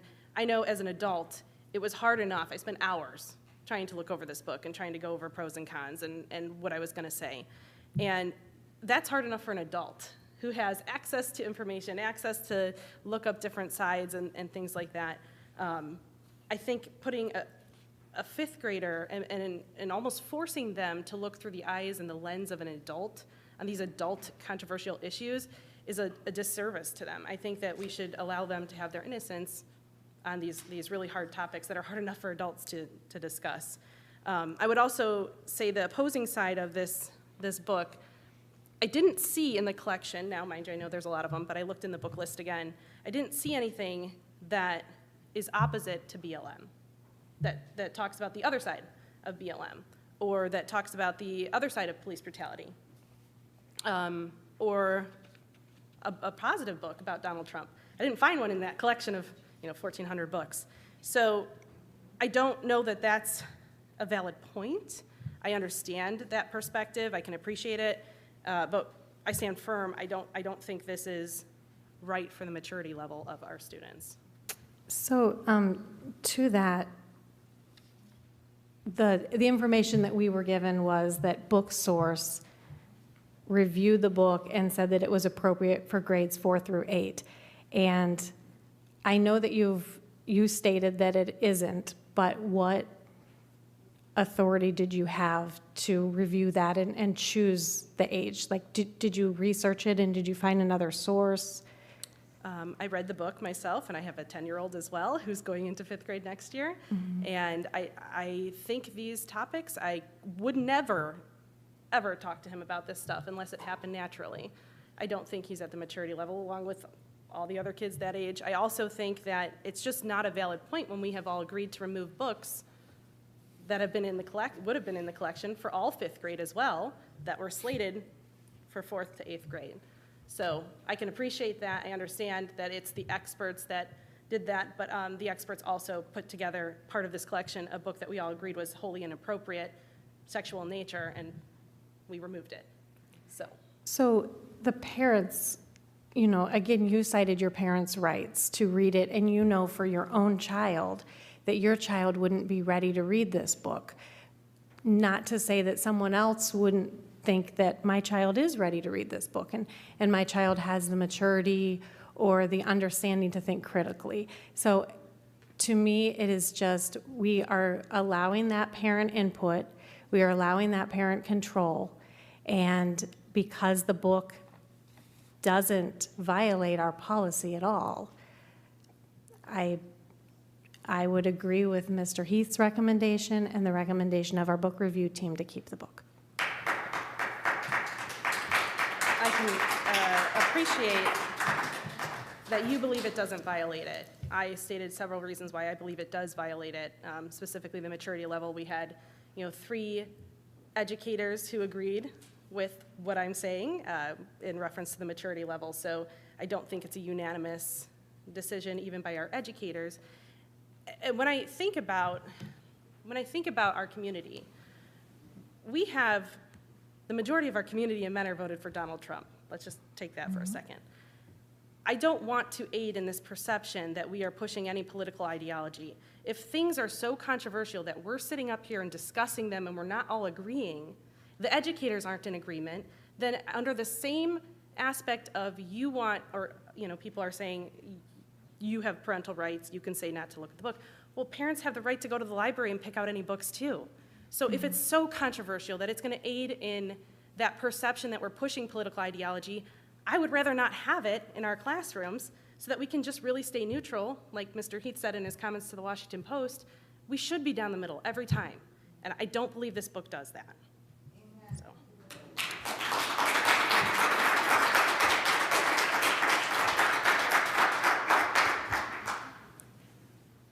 So I have some input on this regarding critical thinking. So we're speaking in terms of critical thinking in 5th grade. And so some of you have read the book and some haven't. Now, when you read it and they talked about Black Lives Matter, then they talked about Trayvon Martin and that police are killing minorities. I'm not sure if that's in that paragraph, but the reference is they're getting killed and they're innocent individuals. Was Trayvon Martin innocent? Well, the guy who shot him got found not guilty, and it was deliberated for 3 hours. But my thought here is when you talk about critical thinking, the 5th grader reads that book, he goes over it, he or she goes over it, and just sees the statement of Trayvon Martin got killed, and it was related to Black Lives Matter. But what really is behind the Trayvon Martin case? Would a child in 5th grade, 6th grade even, I don't even know. When I read the book and I saw that, I did research, but I had already learned earlier back in 2012, what had happened. And I watched that with interest. Now I'm an adult in 2012. I'm not going to tell you how old I was. That was 10 years ago, so I still have a memory of that. And I did the research, and I went to a law school's website, and I copied down their report, and they spoke about it, and they gave some very good input. That would a 5th grader talk to their parents? Do their parents know? Do you all know exactly what happened with Trayvon Martin? Anyone here? Raise your hand. Yeah. 1, 2, 3, over here. So it looks like about 10? Did you know that he was found not guilty? Okay. And why was he found not guilty? That's a rhetorical question, you have to tell you. I'll tell you how. Let me read to you some of the report. I'm going to bore you with this, but shortly after 7:00 p.m. on Sunday, February 26th, 2012, 17-year-old Trayvon Martin talked on his cell phone with his friend Rachel Jeantel. He carried a bag of Skittles and an Arizona watermelon juice cooler as he headed along a sidewalk in the retreat at Twins Lake, a townhouse community in Sanford. When George Zimmerman, driving his SUV to Target for an errand, looked out his window, he spotted Martin. He didn't know it was Martin. And he concluded, as he told police in a phone call, he was a real suspicious guy. What about Martin made him suspicious is not completely clear. What is known is that he was unknown to Zimmerman, young, wore a hooded sweatshirt, walked slowly in the rain, and most central to the debates that would later ensue was black.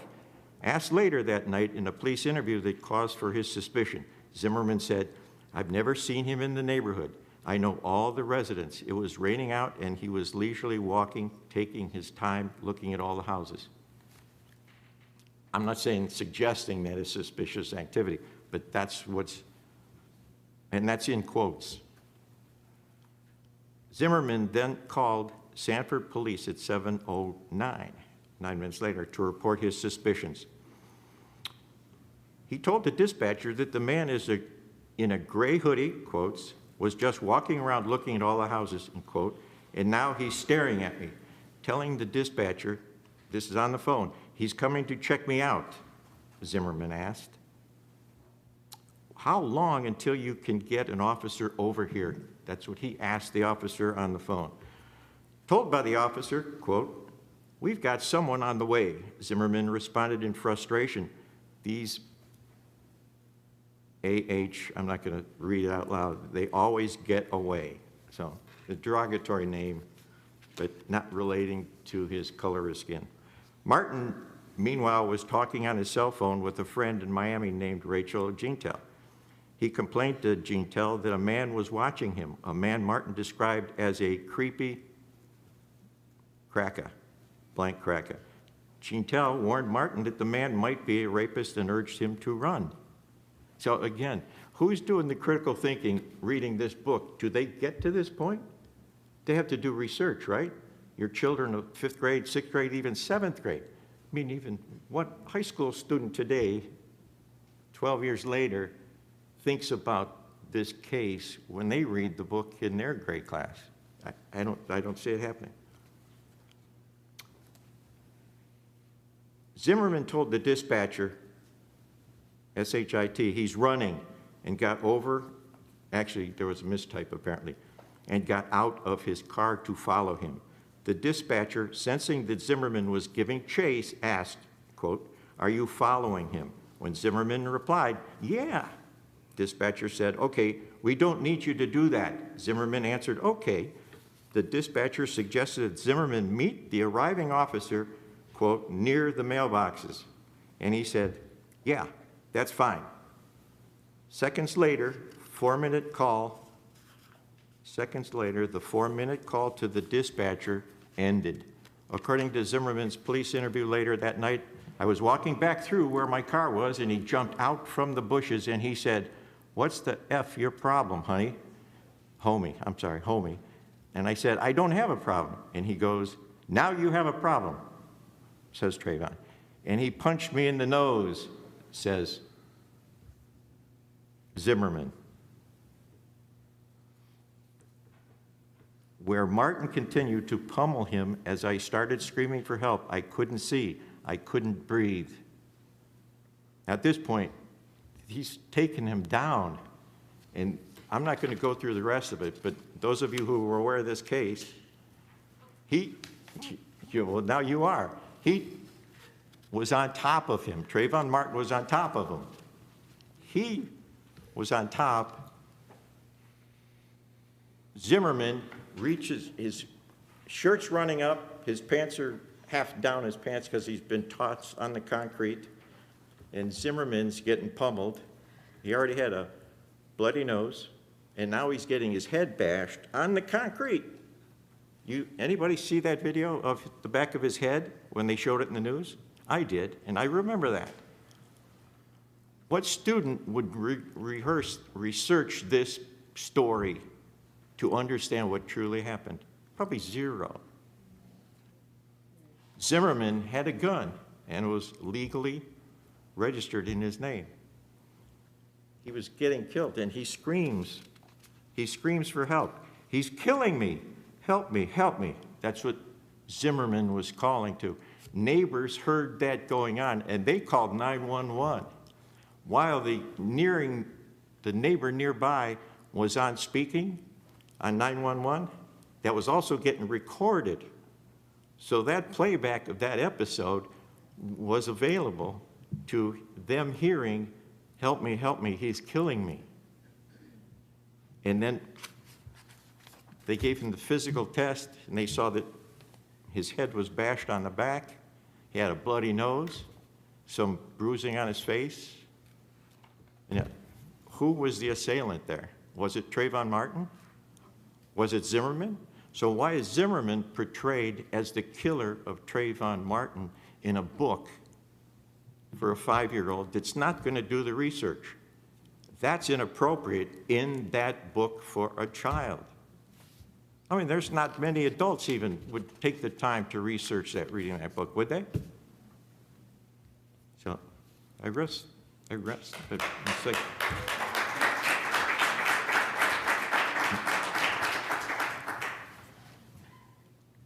and by no means am I suggesting Trayvon Martin deserved that. It was an unnecessary death, without a doubt. I don't know how it could have been avoided, but it wasn't. So, thank you. And for those of you wondered where my research was, I have that available this time for you, Maggie, where I got that information from a law school. We studied the case. Any other comments, input, questions? I have just one last comment. It's from the book, Corey Ten Boom's book. It's really excellent, but I just find it so fitting for what I believe in reference to this book. In the book, it talks about, it's the hiding place. It talks about the daughter is asking the father some questions, and the father turns to her, some really heavy questions the daughter's asking. And he turns to look at me, it says, this is referring to the daughter and the father, as he always did when answering a question, but to my surprise, he said nothing. At last, he stood up, lifting his travel case off the floor and set it on the floor. "Will you carry it off the train, Corey?" he said. I stood up and I tugged at it. It was crammed with the watches and spare parts that he had purchased that morning. "It's too heavy," I said. "Yes," he said. And I would be a pretty poor father who would ask his little girl to carry such a load. It's the same way, Corey, with knowledge. Some knowledge is too heavy for children. When you are older and stronger, you can bear it. For now, you must trust me to carry it for you. I feel like this book is too heavy for fifth graders, and it's our job to not make them see the world through adult lens. So I'll just say that. I would agree with that statement.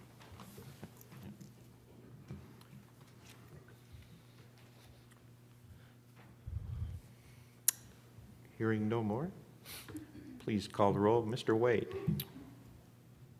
Ms. Jessling. I'm voting yes to abide by Mr. Heath's recommendation to retain the book. Ms. Cook.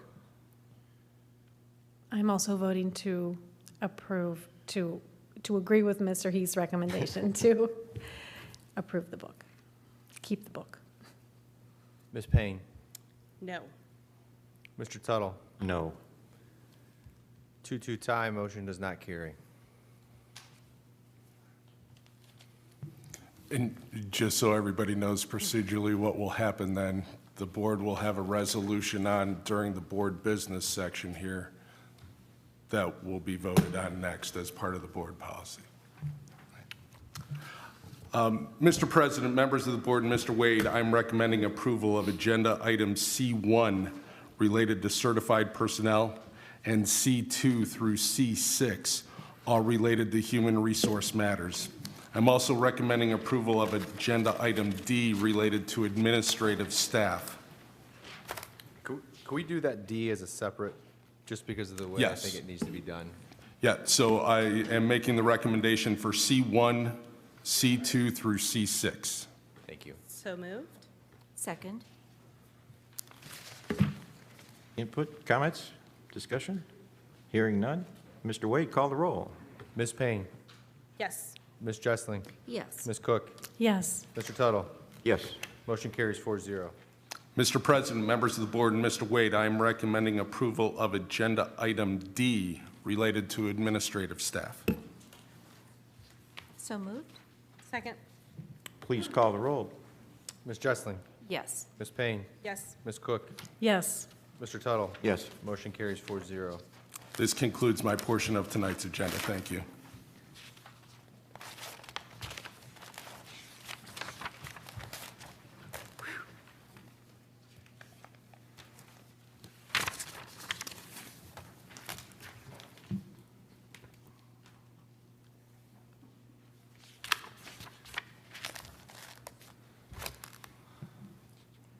Next on the agenda, Board of Education report and recommendations. Would you prefer, I could read these ones for you, Mr. Okay. Go ahead. Approval of the resolution to approve board member expense reimbursement for Mary L. Briner. Do we have a motion? So moved. Second? Discussion? Please, Sorry. go ahead.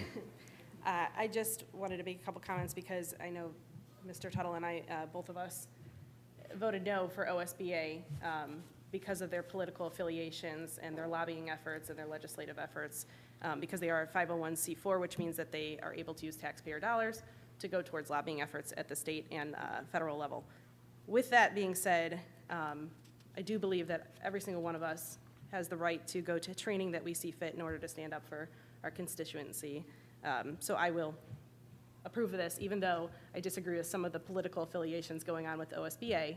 She was acting, as a board member in her official capacity to go to any training that she sees fits. I would support all of us doing that. So just to make that comment. Thank you, Mrs. Payne. Please call the roll. Mr. Wade? Ms. Cook, Yes. Ms. Jessling, Yes. Ms. Payne, Yes. Mr. Tuttle. Yes. Motion carries 4-0. Do I just read this one the way it's written? Do you have the corrected version? If you don't, I think I do. I'm not sure I do. Do you have to read the whole thing or just the?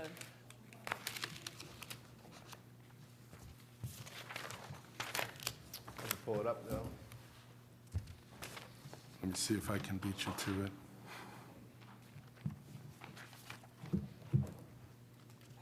I've got it. I've got it. You found it? I got it. I can read it. Okay. Happy to help. I don't know if it's the whole thing. It might have cut off the end. The Board of Education of Mentor Public School Village, Lake County, State of Ohio, met in regular session, and the resolution removed challenge material from the 5th grade reading libraries. Whereas Board Policy 7.25, selection of library materials, Board policy establishes a process for citizens to object to materials included in district school libraries. And whereas pursuant to the board's policy, a citizen has filed with the superintendent an objection to the inclusion of the 5th grade reading libraries of Colin Kaepernick, free agent to agent of change, known as, in parentheses, quotations, challenge material. And whereas pursuant to the board policy, the superintendent established the library review committee to examine the challenge material and discuss whether it should be removed from the 5th grade reading libraries.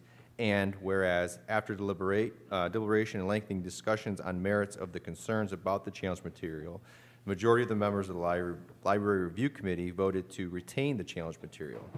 And whereas pursuant to board policy, the assistant superintendent prepared a written report of the library review committee's findings for the submission to the superintendent. And whereas those members of the Library Review Committee who voted to remove the challenge material did so on the basis of the challenge material's themes are too mature and inappropriate for elementary school students, and due to concerns about teachers being put in situations where they will unnecessarily have to address age-inappropriate discussions with elementary school students after they've read the challenge material, thereby causing disruption to the classroom, and Oh. Sorry, I must have only printed the first one. It's another whereas. Mine ended at and. Yeah, I don't know. whereas, based on the written report of the Library Review Committee's findings, the superintendent has recommended to the board that the challenge material be retained, and whereas the superintendent has presented the findings of the Library Review Committee to the board, which the board has carefully examined and discussed with the superintendent, and whereas pursuant to board policy, the final decision for the use of all instructional material, including without limitation the challenge material, shall rest with the board after careful examination and discussion of the material with school officials and anyone else the board may wish to consult. And now, therefore, be resolved by the Board of Education of the Mentor Exempted Village School District in Lake County, Ohio, that Section 1, removal of the book. After careful examination of the findings of the Library Review Committee and discussions with the superintendent, the board hereby determines that the challenge material should be removed from the 5th grade reading library on the basis that the challenge material's themes are too mature and inappropriate for the elementary school students, and due to concerns about teachers being put in situations where they unnecessarily have to address age-inappropriate questions and discussions with elementary school students after they read the challenge material, thereby causing disruption to the classroom as expressed by those members of the Library Review Committee who voted to remove the challenge material.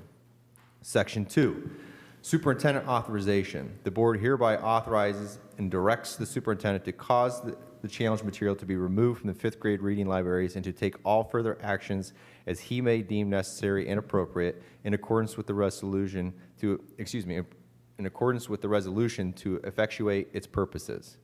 Section 3, compliance with open meeting requirements. The board finds and determines that all formal actions of the board and any of its committees concerning and relating to adoption of this resolution were adopted in an open meeting of the board or committees, and that the deliberation of the board and its committees that resulted in those formal actions were a meeting open to the public and in compliance with the law. Section 4, captions and headings. The captions and headings in this resolution are solely for convenience and of reference and in no way define, limit, or describe the scope or intent of any section, subsequent or subsections, paragraphs, subparagraphs, or clauses hereof. Effective date, this resolution shall be in full force and the effective date from immediately upon adoption.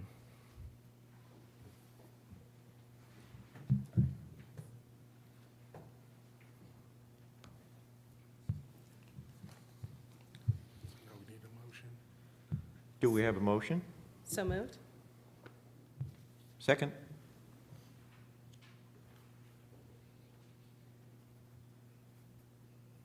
Comments, input? Just to clarify, this is to remove the book from the collection. I think we all had our comments earlier. Please call the roll, Mr. Wade. Ms. Payne? Yes. Mr. Tuttle? Yes. Ms. Cook? No. Ms. Jessling? No. Motion does not carry a vote 2-2. Mail failed. Yep. Next. Correct. Legislative report? Our legislative liaison? I didn't get one. I was going to do that for Mrs. Briner, but I didn't receive the legislative report. Yeah, I usually get a duplicate copy, and I didn't see it yet. So we'll have to have a double dose of Double in June. This is one of those months about when they get their report done.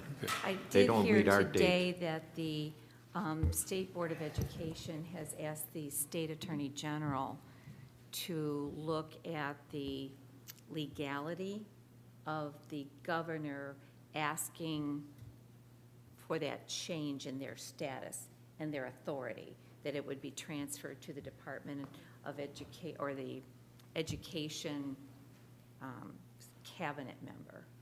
Really? And the way at the last I heard was that the Attorney General said he doesn't have the authority to look at the constitutionality of the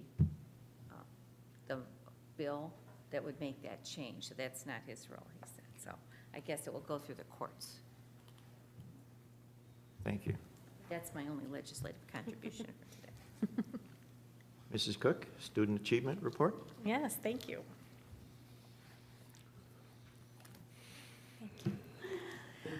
On Saturday, April 29th, AWT held their annual RoboBots battle competition.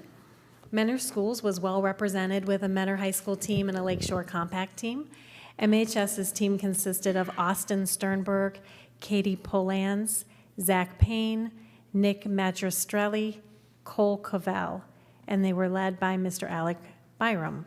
A huge thank you to our business partner, Libra Industries, who assisted in the build of our bot throughout the competition. The highlight of the competition was winning the Best Documentation Award. The Mentor High School Top 25 Show Choir had their annual big show this past weekend.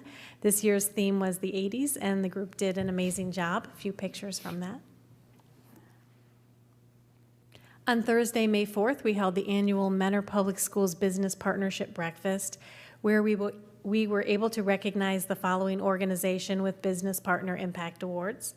We had Rogers Company, Habco Industries, Mentor Area Chamber of Commerce, the Mentor Police Department. These groups have provided invaluable services and opportunities to the students in our school district, and we thank them. On Tuesday, April 25th, the Mentor High School Art Department hosted their Roaring 20s Gala Art Show right here in the Fine Arts Center lobby from 6 to 8. Senior portfolios were featured displays, and overlapping with the high school was the K-5 art show. Actually, the K-5 art show was here in this space at the Paradigm, and the art department organized numerous food trucks to attend. Many districts do not have such a strong K-12 art program, and that evening was an amazing example of just how incredible our program is. On Thursday, this still back on the last one, but on Thursday, May 11th, the Memorial Middle School Art Department will host their edible art show from 6:30 to 8 p.m. So if anyone is interested in attending that, I'll see you there. This will be a night of art and fun as they celebrate the work of all of their art students. And on Thursday, May 18th, the Shore Middle School Art Department will host their Tidal Wave of Creativity art show featuring 7th and 8th grade fine art surfboards from 6 to 8 p.m. And it looks like I have some things to wear. Yep. So that'll be fun for everyone. All of the art students will have their work on display, and in addition, there will be food trucks available in the back of the building. All right, I'm ready for that next one. On May 4th, we held the grand reopening of the Mentor High School Spirit Store. Our Cardinal Works students and teachers have been working hard to reorganize the entire store, which is located between the gymnasium and the cafeteria in the high school, using new equipment and technology to provide on-the-spot customized apparel for the school community. I know Mr. Tuttle got a shirt, and Yes, I did. I did too. Playing It in was that. pretty You awesome. guys did- They were oh, so good. good. I've worn my sweatshirt and received several compliments. I know, and they make it right there. I told them where they could Very get good, one. very good. Amazing. Good prices, too. Mentor High School Theater produced Mamma Mia April 20th through the 22nd. It was an amazing performance. In fact, at the 48th Lake County Rotary Awards, the clubs of Painesville and Mentor awarded Mentor High School with the Best Comedy Drama for Leading Ladies, which was in the fall, and the Best Musical for Mamma Mia. So all of the other local districts are competing with that, and we did come away with both awards. They do only give a fall and a spring because most schools do 2, and I know we do 3 here, 3 performances, because we have a winter one as well that's not judged because most of the schools don't do that. In addition, several of our actors and actresses received individual awards, and even a scholarship was awarded. So it's fantastic, and congratulations to the students. And I believe that, I know that Memorial also had their spring musical just recently. Unfortunately, I didn't get my pictures quick enough to put them in, so I'll put them in for next time because there were some real fun ones. So we'll talk about that next time. Thank you. Can I just add, I know Mrs. Jeschling and I were at the military enlisting ceremony, and it was phenomenal. I mean, from the choir singing God Bless America, they are so talented I know we had 3 enlisting. The coolest thing that I thought, I had no idea that we stream it to the classroom so that all these kids can support the 3, students who are enlisting. That is cool, and I don't think many other schools do that. So I was just, with the Cardinal Works program in the same week, it was really just a fun week, and I'm proud of a lot of those things. That was a beautiful ceremony. So cool. I wasn't able to watch it live, but just watched it at home, and it was beautiful. I hope to make that someday. Have to take a personal day. Mr. Bob Zonneville, who's got to be the So awesome. most beloved resident of this community at age 98 and going strong. It's always heartwarming to see him and to hear him speak. Yes. He's wonderful. I went to Mamma Mia twice. I saw you. I loved the first one, and I loved the second one. It was fantastic. The closing one was really touching because Wasn't it? the players were getting emotional at the end, and but It was it was wonderful. fantastic. It was very They're good. great. How they have their lines so memorized. It's like, phew. They're for real. Very talented. Yes. And then top 25, I ended up sitting after intermission next to Craig and his wife and his mother. Yeah. I walked back in, it was dark. Of course, I was outside talking. Came back in, it was dark, I sat down. Kathy, his wife, says, "Oh, Tom, you sit right here." It's a And busy that was time. fantastic, top 25. Yeah, that was fun to watch as a Yeah. previous top 25 person. Yes. I know I was in top 25 with Mrs. Jeshling's son, and it was so much fun, and to watch them was really enjoyable. My daughter, who's only 6, loved it, so that says a lot. I bet. Yeah. You know, I always love hearing all these pieces, and it was wonderful over the last, couple of weeks to be able to attend so many different activities and showcasing students' talents. And I always hope that in spite of our concerted concerns and a lot of debate over things where it's quite polarizing, that those things, even though they dominate our meetings in most cases, that we never lose sight of the big picture of the 7,000 students and the hundreds of employees who contribute every day to try to provide the best education possible and give our students a springboard to so many opportunities. Dr. Glavin's efforts to expand career technical education, and there's just so many of those things, and I always worry that they may be overshadowed in the intense debate over very specific issues that I'm not saying aren't important, but I don't want them to be the only things that our community takes away from our school district. Well said. Perhaps we need to do a better marketing job on those extracurricular, those activities. Mrs. Cook is doing a great job. I think, yes, Mrs. Cook is doing good with that, but I also think the showing, I know we've had these discussions, like, show this stuff on the Mentor Public Schools, social media, and I liked that there was that clip about the Cardinal Works program. For a lot of people who don't know, things that we're doing, it's really nice to showcase things like that. That program is just so awesome. And we're trying to do some concerted effort to do those little 30 to 45-second clips. Hey, here's where we are today. This is what's going on, just to highlight some of those great things that are happening in our schools every day. So we'll It's hard continue to to keep push up that. because There's so much. when I'm doing this and I'm trying to narrow it, it is really hard. There are many things that I just I can't talk forever. We had a giant National Honor Society group. We had a winner of the Lake Tran. Yeah. Another winner. I think we win every year. We have. 3 years in a row. It's a three-peat. So there's just so many things going on that our students are very high achieving. So. And Mr. Heath and I get to work with the Mentor Schools Foundation, which is just another vibrant organization with so many great people participating. So when I was picking up the Fresh Air Challenge returns from Orchard Hollow, that was the school that I was responsible for doing the courier work, there's this gentleman on Hendricks Road who's the crossing guard, Mr. Joe. And I see him all the time because that's on my way to my son and daughter-in-law's house, and I always wave. And he always waves, and he has this radiant grin.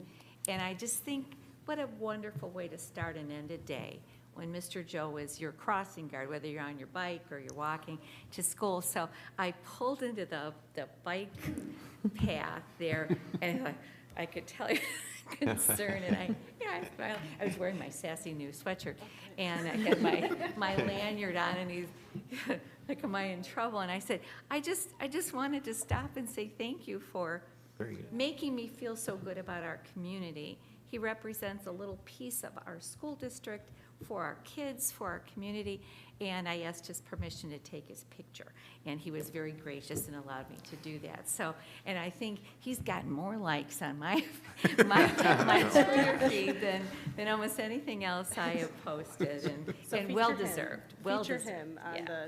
the social media site. Yeah, exactly. So anyway, thank you for letting me chip in there.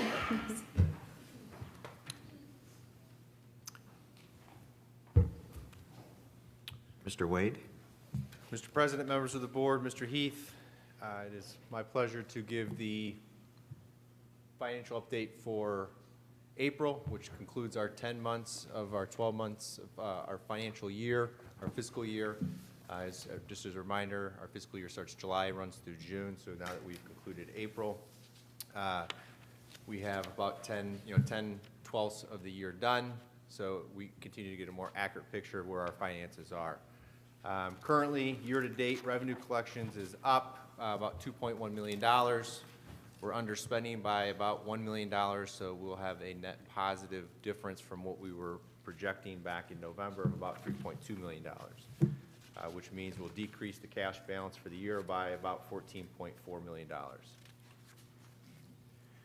With that, looking at our revenue in comparison to our prior year, we're about $3.7 or $3.8 million less than we were last year. That is predominantly because we did not receive our homestead and rollback payment from the state. It had not come in April where it typically does. We got word that that's coming in this month.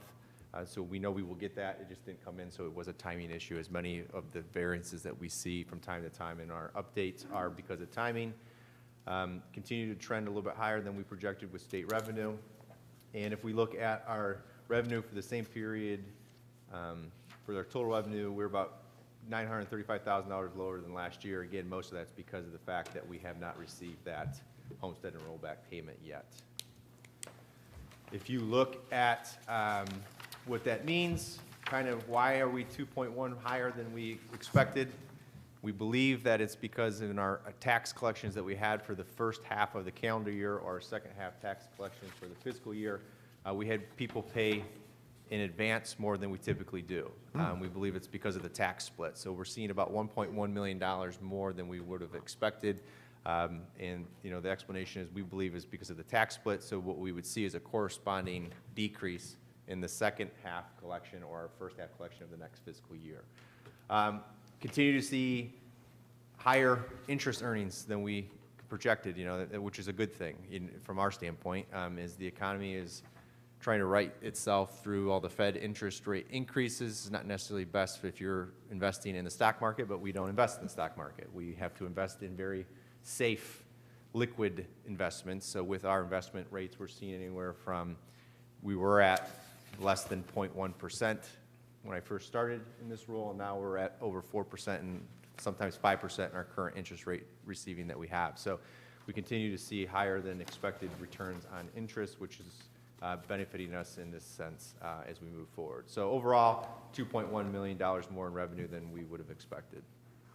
If you look at our April expenditures compared to the prior year, we're down about $450,000. And again, if we compare year to date to this point, we're $10.7 million higher, and a lot of that goes to the fact that we transferred additional revenue this year for the out years in our 5-year capital plan instead of doing 1 year at a time for that, as well as we saw an increase in our salary and benefits because of contractual obligations. All in all, we're down $1.1 million in spending compared to where we were projecting. A big portion of that was because we made the decision this past April, last month, to take money that we had in ESSER funds to offset some of the costs that we are experiencing with Crossroads. So we transferred $350,000 from our ESSER fund to offset costs for our support of our students' social and emotional health through Crossroads. So that's a one-time savings that will obviously not be there forever because, you know, those ESSER funds are one-time funds. We can use them once. And I explained, I believe it was last meeting, if not, it was March, where we talked about what we're using our ESSER money for, which is predominantly Crossroads and extra support for our students from an academic standpoint. And that money does run out after next school year. The other part of that is we're down, we're underspending our budget in supplies and capital outlay, predominantly in supplies. We close our spending down predominantly for our year in the middle of April. As we start to close out the fiscal year, our belief is that at that point in the year, you know, the money was allocated to support students in this current fiscal year. It should have been spent because we're winding down the school year. So we feel that that trend's going to kind of go forward with that. The reason why all that is important is because I took the current projections of where we're going to finalize our fiscal year and updated our November forecast. On the screen ahead of me, and this will all be put online for everyone to be able to view a little bit closer, we have our projections for November. And I think the number that would be most important to focus on, because one of our fiscal management beliefs is to live within our 5-year forecast. And if you look at the ending cash balance with levies, so that's just under the bold there where it says revenue surplus or deficit, you see in 2027 we were looking at a negative $7.5 million deficit if all my projections came to fruition.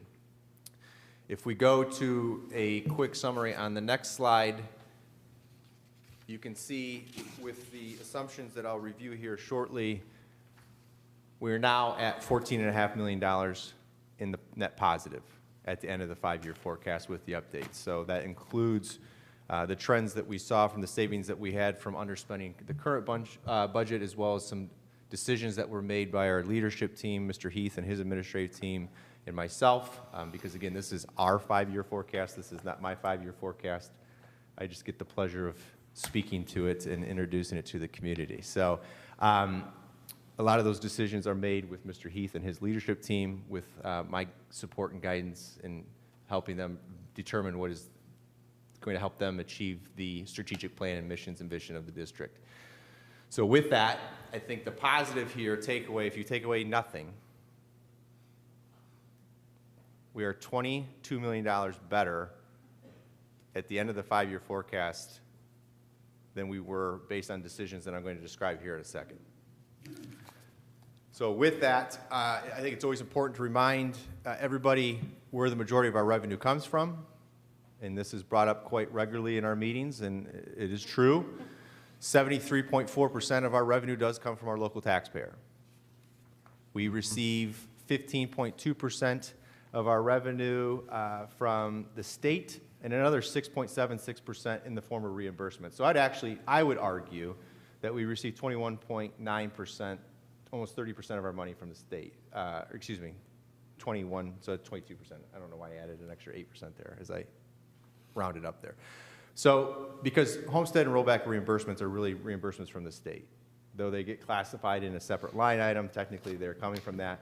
And again, federal sources that go into the general fund are less than 1%, but we do receive over approximately $8 million in federal funding that is outside the general fund, just to reiterate. So I don't want to create confusion as I simplify here the general fund. So this is our 001 account. I think it's always important to use visuals when you're explaining the budget, particularly in the form of revenue. And this takes that last slide and kind of relates everything back into millions of dollars. And you can see again that the blue obviously represents the tax dollars that we get. And we receive anywhere between $68 to $70 million, as what those white little numbers say that I'm sure you can't read from where you're sitting. But it's really more about the colors. Not because they're pretty, because I think they show what I'm trying to get across to you.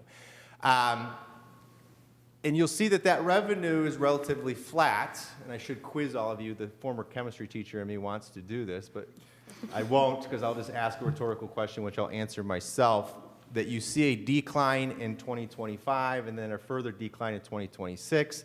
And because you're all great students and you hold on every breath that comes out of my mouth each and every month, we know that's because in 2025, the emergency levy, if it does not pass, would expire, and we would lose a half a collection on that, totaling $7.5 million. Obviously, in 2026 and 2027, that would be a total of $15 million. It's not that that money is going away, it's just we assume it in a different line item in our 5-year forecast, so it would not show up here. So, because when it's an emergency levy renewal, we have to show the community and obviously refer to the state that that generates $15 million of revenue a year. That being said, that is the levy that passed back in 2004. And it has passed a number of times. Last time it was passed was roughly 2014. It was a 10-year levy, so it is up and it has to be passed prior to the end of the fiscal year, or calendar year 2024, so that we can collect in the first calendar, second half collection of 25. Say that 5 times really fast.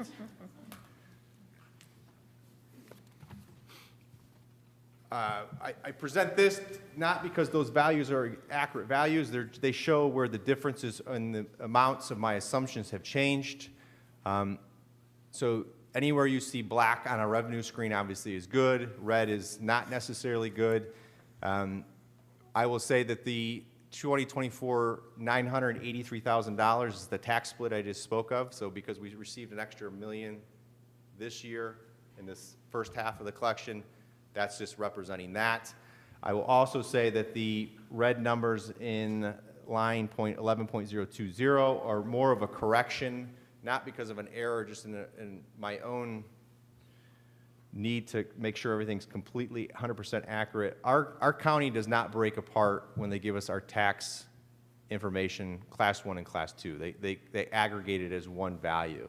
So the system that I use to analyze our data has a hard time digesting that. So to accurately reflect the emergency levy in the appropriate line, what I did is I reduced it so that it showed $7.5 million and $15 million, which is what it generates. And it was a little bit overstated because of the way it breaks out in the last November forecast. Not that the revenue was incorrect, it was just the way that it kind of trickled down, wasn't 100% accurate. So I corrected that. So you see the corresponding reduction in 2025, 2026, and 2027. And you see a corresponding increase in 2025 through 2027 on line 1.010. Other than that, we were pretty accurate in our assumptions. We do see some increases in other revenue, again, because as we work with Red Tree, our advisor on investments, they continue to think that we're going to see sustained high interest rates and higher interest rates than they were projecting. So we're expecting higher revenue from our interest income, which is good for us because we'll be able to do that. And then I did add in some advances in it that correspond to any advances out that we would do at the end of the fiscal year to support cash needs for our federal funding that we would then put back in. So from a revenue standpoint, summation-wise, I think the key takeaway here is we're expecting about $5.2 million more in revenue than we expected, with 2.6 of that coming from other revenue, with the majority of that coming from interest from earnings on investments. We do see some reduction in state funding of about $249,000. I would announce to the board and to the community, my assumption is that I aligned our state funding to the budget that was supported by the governor, to fund the Fair School Funding Plan at the base cost of 2018. We are what is known as a guaranteed district, so our money is guaranteed. We do not benefit from changes in the state funding model because if they were to fund us at the funding model rate, we would actually receive less money. So there's a part of that Fair School Funding Plan that says that we are guaranteed to not receive less than our 2021 state funding. The interesting piece I will also add is the House has passed a House Bill 33, which includes an update to the Fair School Funding Plan, funding them at the base cost of 2022. Because we are considered a wealthy district, we would actually see a decrease in our funding. And that goes to the fact that because we have increased valuations, a declining enrollment, and we are considered wealthy. Our set aside for special education would be increased because it's required to be, and because it would be increased, we'd actually see less state money. It's not material, so it wouldn't change my forecast, so I am blessed to not have to have two forecasts that I have to present. You are all blessed as well because you don't have to hear of it twice, but the reality is the fact that it's not material doesn't really change anything, so just to clarify, I think we should be good, but if something was to pass before the end of June, we could update our forecast appropriately in the event that that does that. But again, those are the assumptions that we're making. We worked with Red Tree to get our updated revenue for our investments, so I feel very comfortable in those. And then we see some increases in property values just based on current collections that we had for the first half of the calendar year. So that trickles across to all the other 5 out years. Expenses, salary and wages and benefits make up the majority of our expenses. Obviously, that makes sense. We're a school, we provide service, and we have to have the support of other people to make sure that the schools are clean and ready, the kids could get to school, and that, obviously that's where our major expense comes.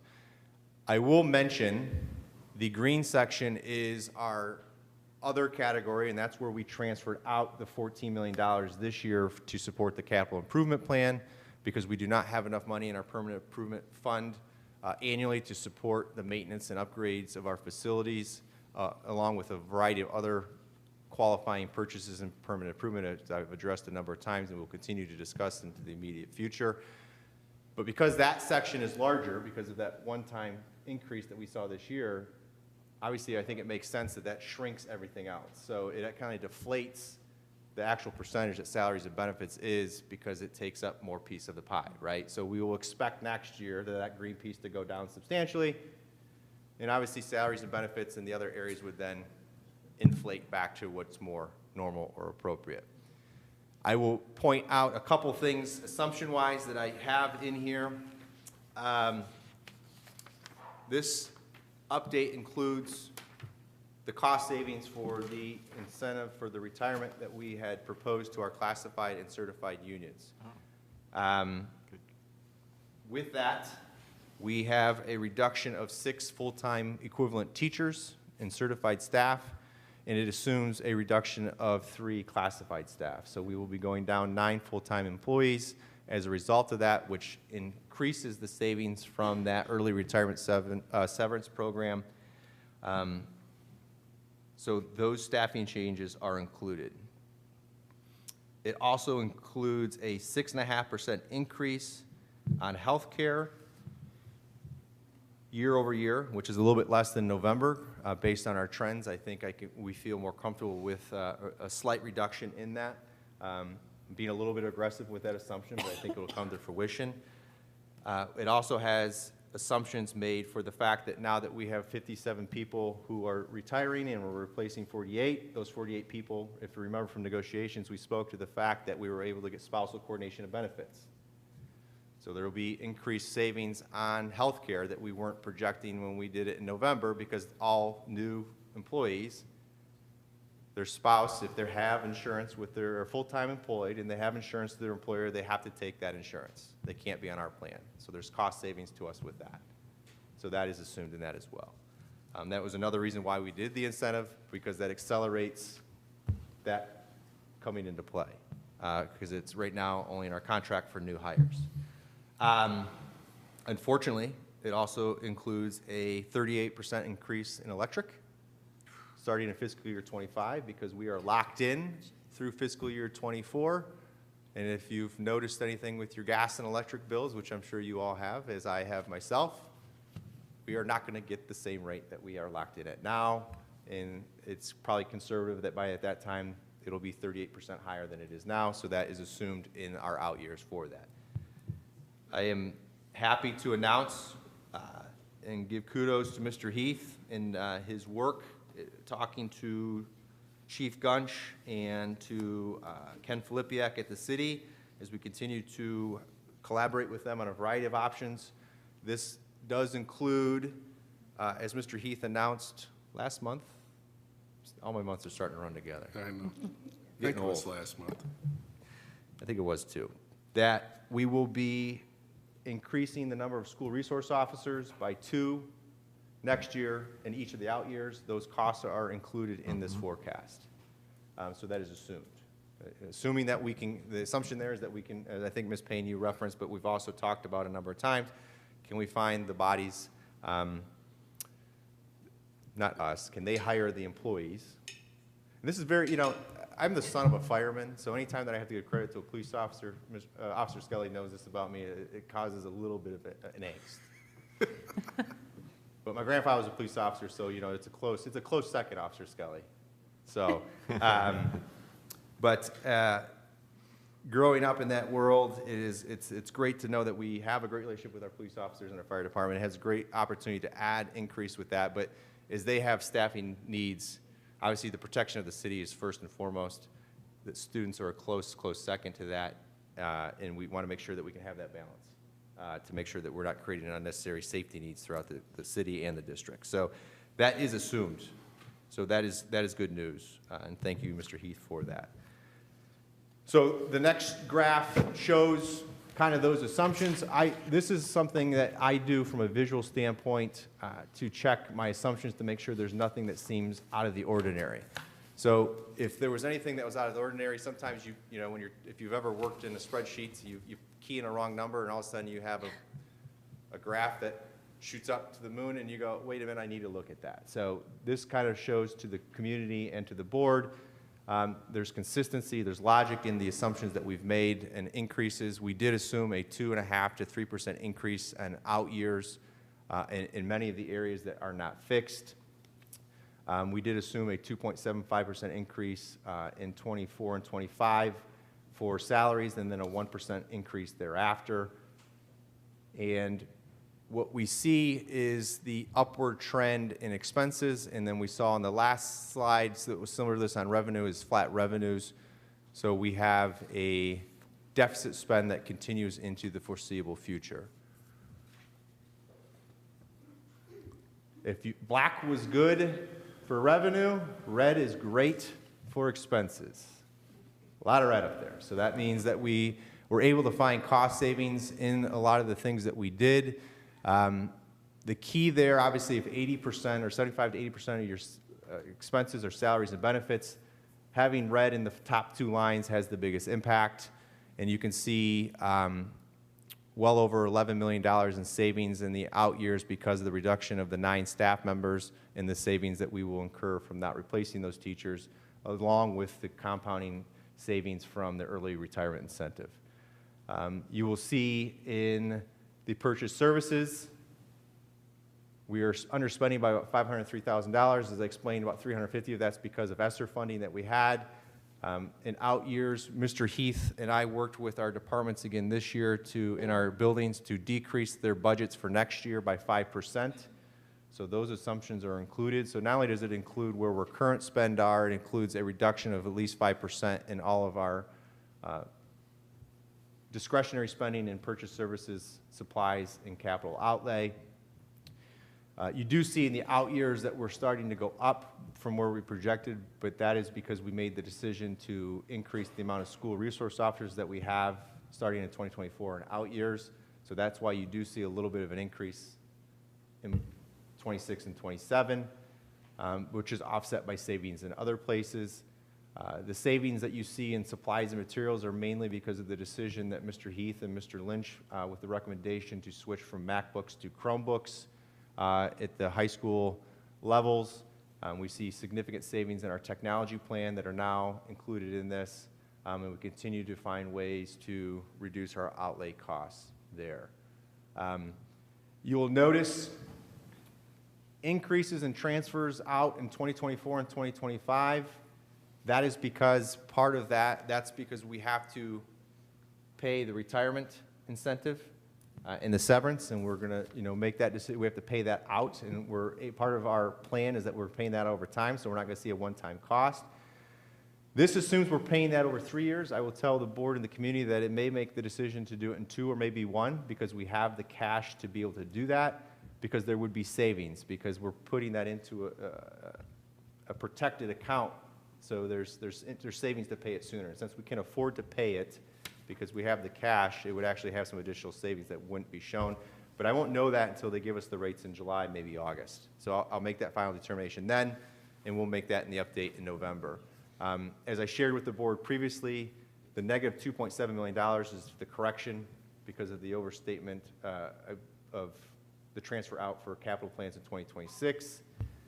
We won't need to do that because we did that already. So that shows up there. So that's where we see that number. So just wanted to point that out as well. Net savings, $16 million. 11.8 of that's coming from salaries and benefits, which again makes sense because 75% of our budget is in the form of salary and benefits. Supplies is about $2.2 million because of reductions, and a big portion of that coming from the decision to switch from MacBooks to Chromebooks. So the red line represents expenses, our blue line represents our revenue. Anytime the red line is above the blue line, that's not necessarily a good thing because it means you're deficit spending, but that's how funding works in Ohio. We don't have revenue other than the fact that we have no growth on revenue really except for the interest rate that can change, but you know, it's up now, it could go down. And we rely on fixed income from our taxpayers. We see very little growth on our tax collections. We see a little bit of growth, as I've explained in the past, on inside millage only. So we may see an 18% increase on our property values as taxpayers. That does not equate to an 18% increase in revenue for the district because of House Bill 920, that's protected. That millage rate actually drops down, and we're only see a little bit of growth on the inside millage. So the blue line does have a slight upward trend, but as we all know, expenses go up, and our job, as I've said to the community a number of times, is to reduce those expenses and try to flatten that curve out because the yellow line represents our cash balance from November. So, Mr. Lynch, there you go. If you look at it now, we were able to do what we hoped to do. The green line shows that we have flattened that expense curve. We see a little bit of an increase in the revenue curve because of the changes in assumptions that we have for revenue. It's very slight, which is going to help us get that positive balance at the end of 2027. So, long story short, as I shared, at the beginning, we're going to see a net change of about $22 million. If we look at the next slide quickly, this slide, I think, lets us know if we're looking, this is one of our analytic tools. It shows where we're at each fiscal year. The dot represents us. I think we can all make sense of green light, yellow light, pink, red.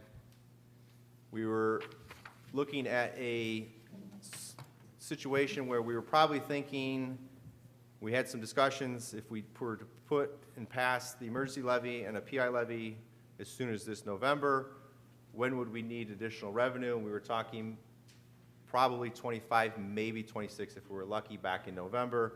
If we look at the next slide now, in comparison, we have, I think, moved that out to 25, beyond 25 to 26, and if we continue to find ways to tighten our belts, we could do that in 27, but that all predicates on the fact that we would make sure that we had enough money to fund permanent improvements.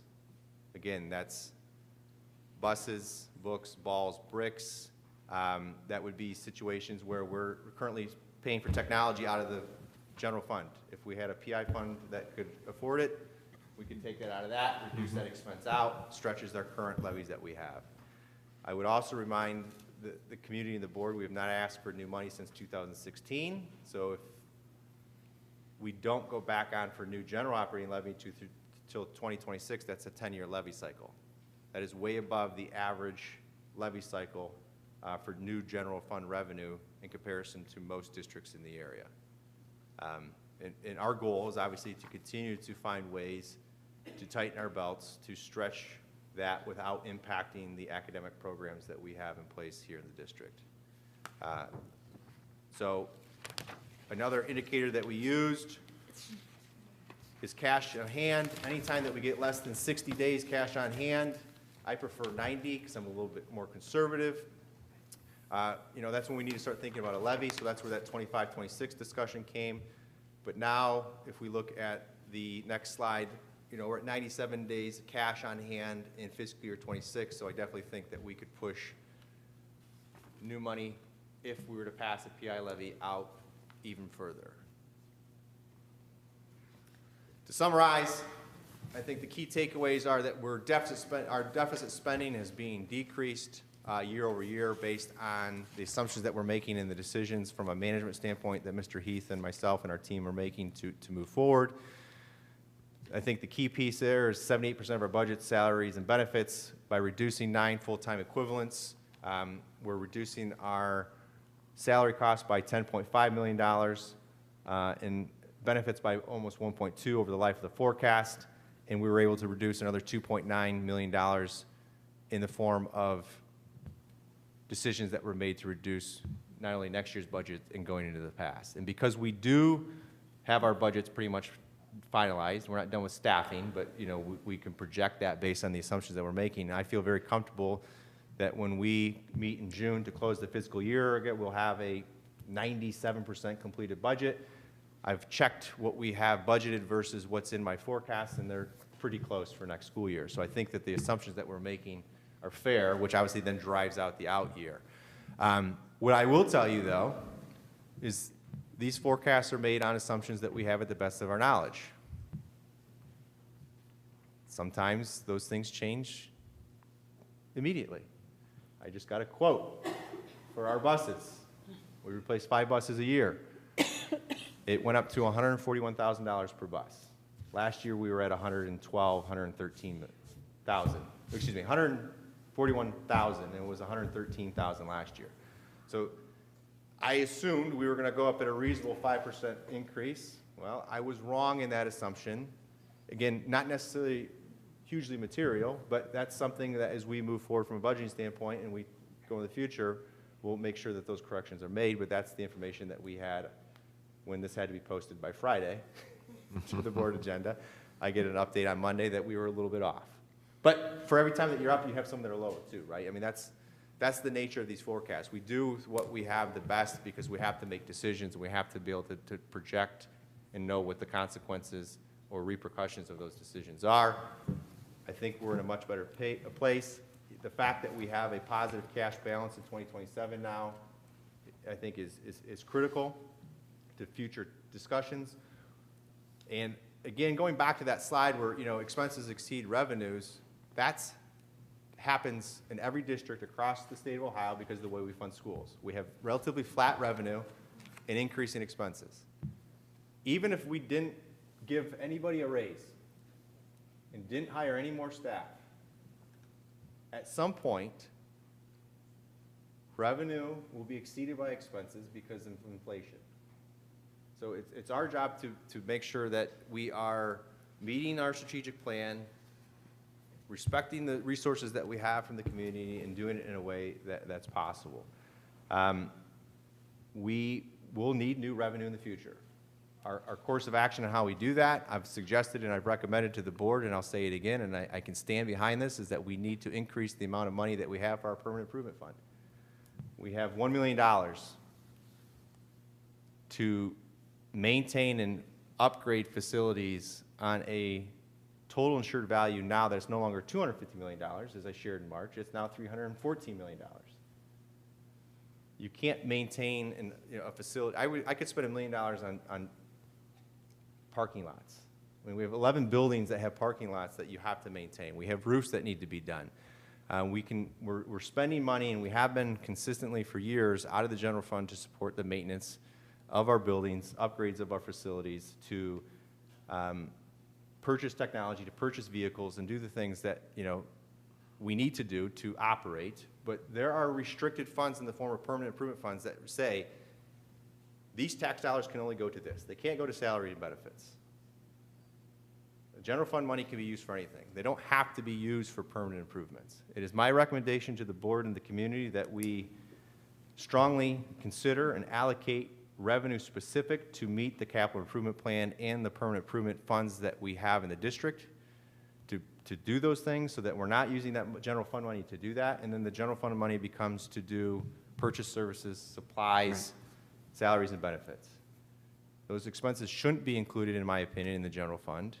It overstates our expenses, and there are more restrictive revenue sources in the form of a permanent improvement fund that would then hold us accountable to the fact that that's what we're going to use those dollars for, and that's the only thing we can use them for. And we report that every year in June to the board and to the community, what those funds are going to be used for in the future years. And I think that just, to me, makes sense. In a situation where you can provide governance by the community to say, this is what we want that money to be used for, and it can't be used for anything else. That would help us push off general operating levy dollars, and it would decrease the amount of general operating levy dollars that we would need into the future as well. So it is a two-pronged piece. It's actually a three-pronged piece, as I've talked about in the past, and I'll bring this up again in June as I update the board at a work session and again in public session at the June meeting, and then probably again in July, and you'll hear it probably forever, is that it doesn't preclude us from continuing to find ways to be creative and reduce our spending, which I think we have done historically and we continue to do in our current modes. We've closed buildings, we've redistricted, we've received grant dollars in the form of $14 million to build the building that we're in, to upgrade our classrooms at the high school. Mr. Lynch and his team has received a lot of grant money in the form of technology. Mr. Porter's gotten us grant money this year. Dr. Glavin's going to get another $3.5 million in grant money to upgrade career tech. So it's not, and we're starting to increase sponsorships, so it's not like we're not doing anything. Can we do more? Yes. Should the community hold us to a high standard? 100%. I like to be challenged. I think discourse and disagreement is good when it's done productively. And I think when it comes to the budget, I think it's the right of the community to question and challenge us on this. But at the same time, we need to be able to fund our schools if we want to maintain the level of excellence from education and from a standpoint of facilities. Happy to answer any questions. Thanks for all that hard work. I mean, and I love the way that it's explained so that our community has the opportunity to see what you're thinking, how it's going, and understands just the specifics that make the district work. So, thank you. My pleasure. I'm all on board. You do the finances like we're running a business. That is really great logic. I like to run businesses. Yes. We can't talk about profit, but we can talk about positive cash flow. Well, I think we can't forget we're here for kids. That's right. I started as an educator. I am an educator. We're here for kids, and I think it's important for us to make sure that we can sustain and support our strategic plan and the work that we've committed to doing. And that includes listening to everybody. It's interesting times. I don't think any of us would disagree with that. But the reality is we're here to educate kids, and that's our business. And I'm passionate about our business.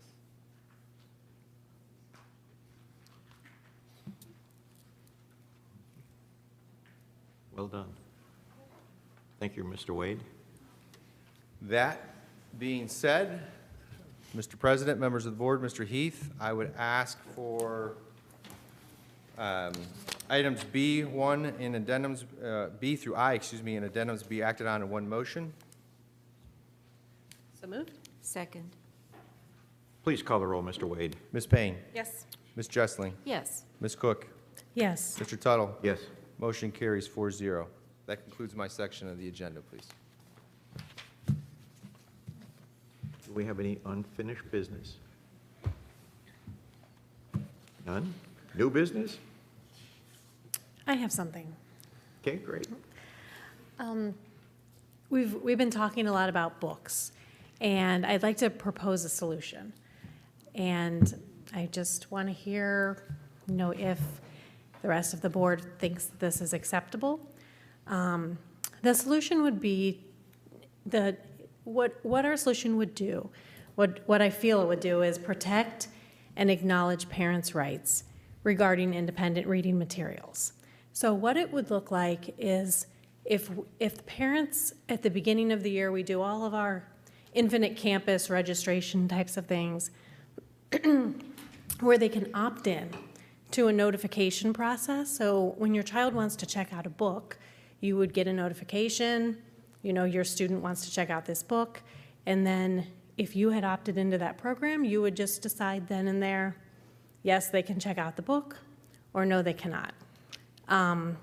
I did talk to Mr. Heath about this, and he spoke with Mr. Lynch, who felt that it was feasible. We do have ways to flag students that we already use. We flag students for special ed, for giftedness, for medical. So as a staff member opens up Infinite Campus, when someone's checking out a book, it would just have like a little flag that maybe it looks like a book, and you would know then that this parent may have concerns with what their child is reading. It could be for a variety of reasons. I mean, maybe you have a student that is sensitive to certain material. Maybe they are concerned about,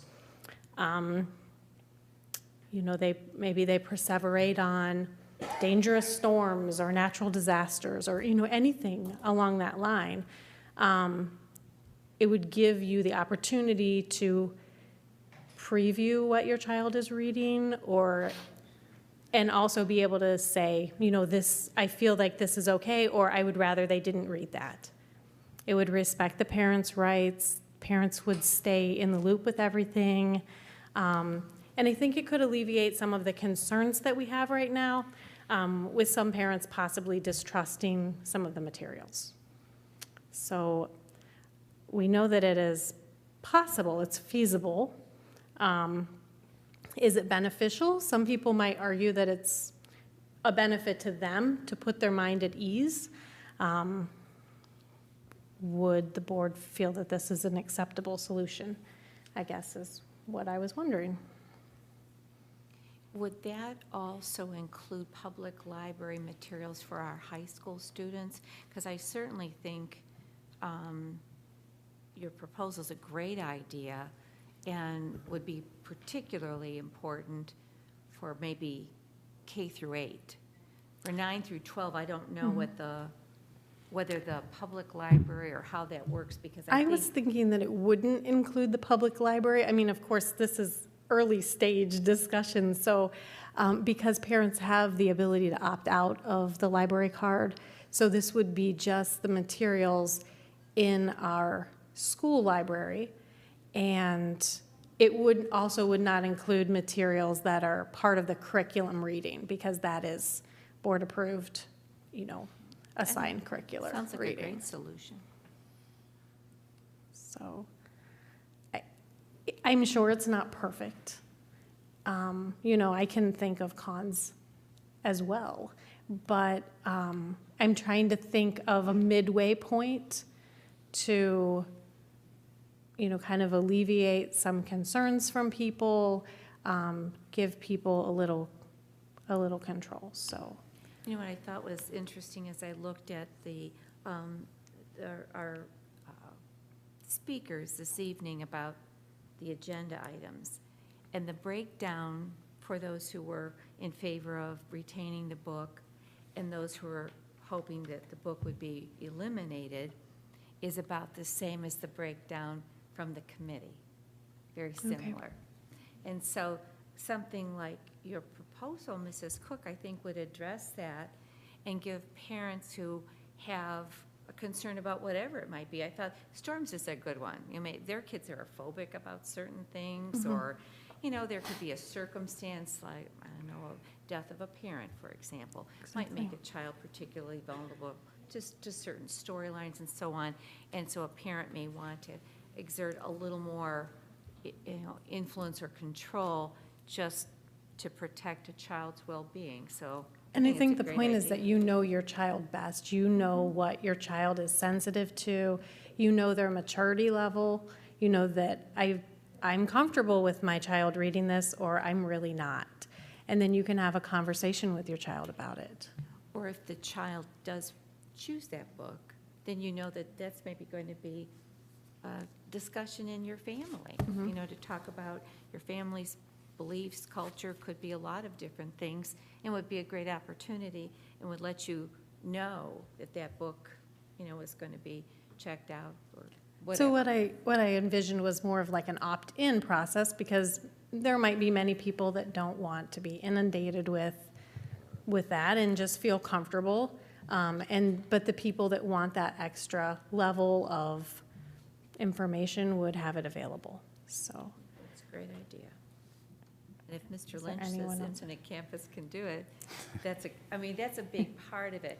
Managing anything logistically, it has to be manageable.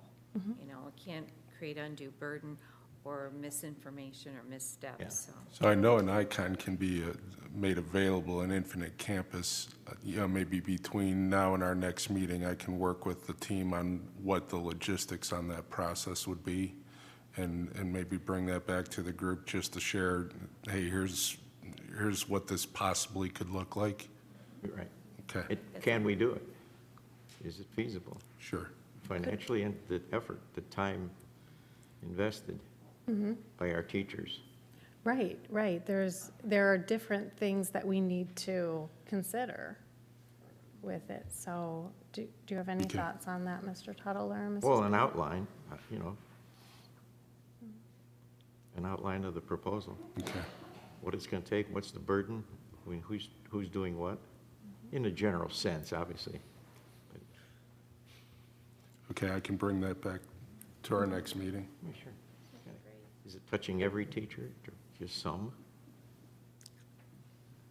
I'm always concerned about how much more we add to our teachers' Exactly. duties and functions that take them away from education, Sure.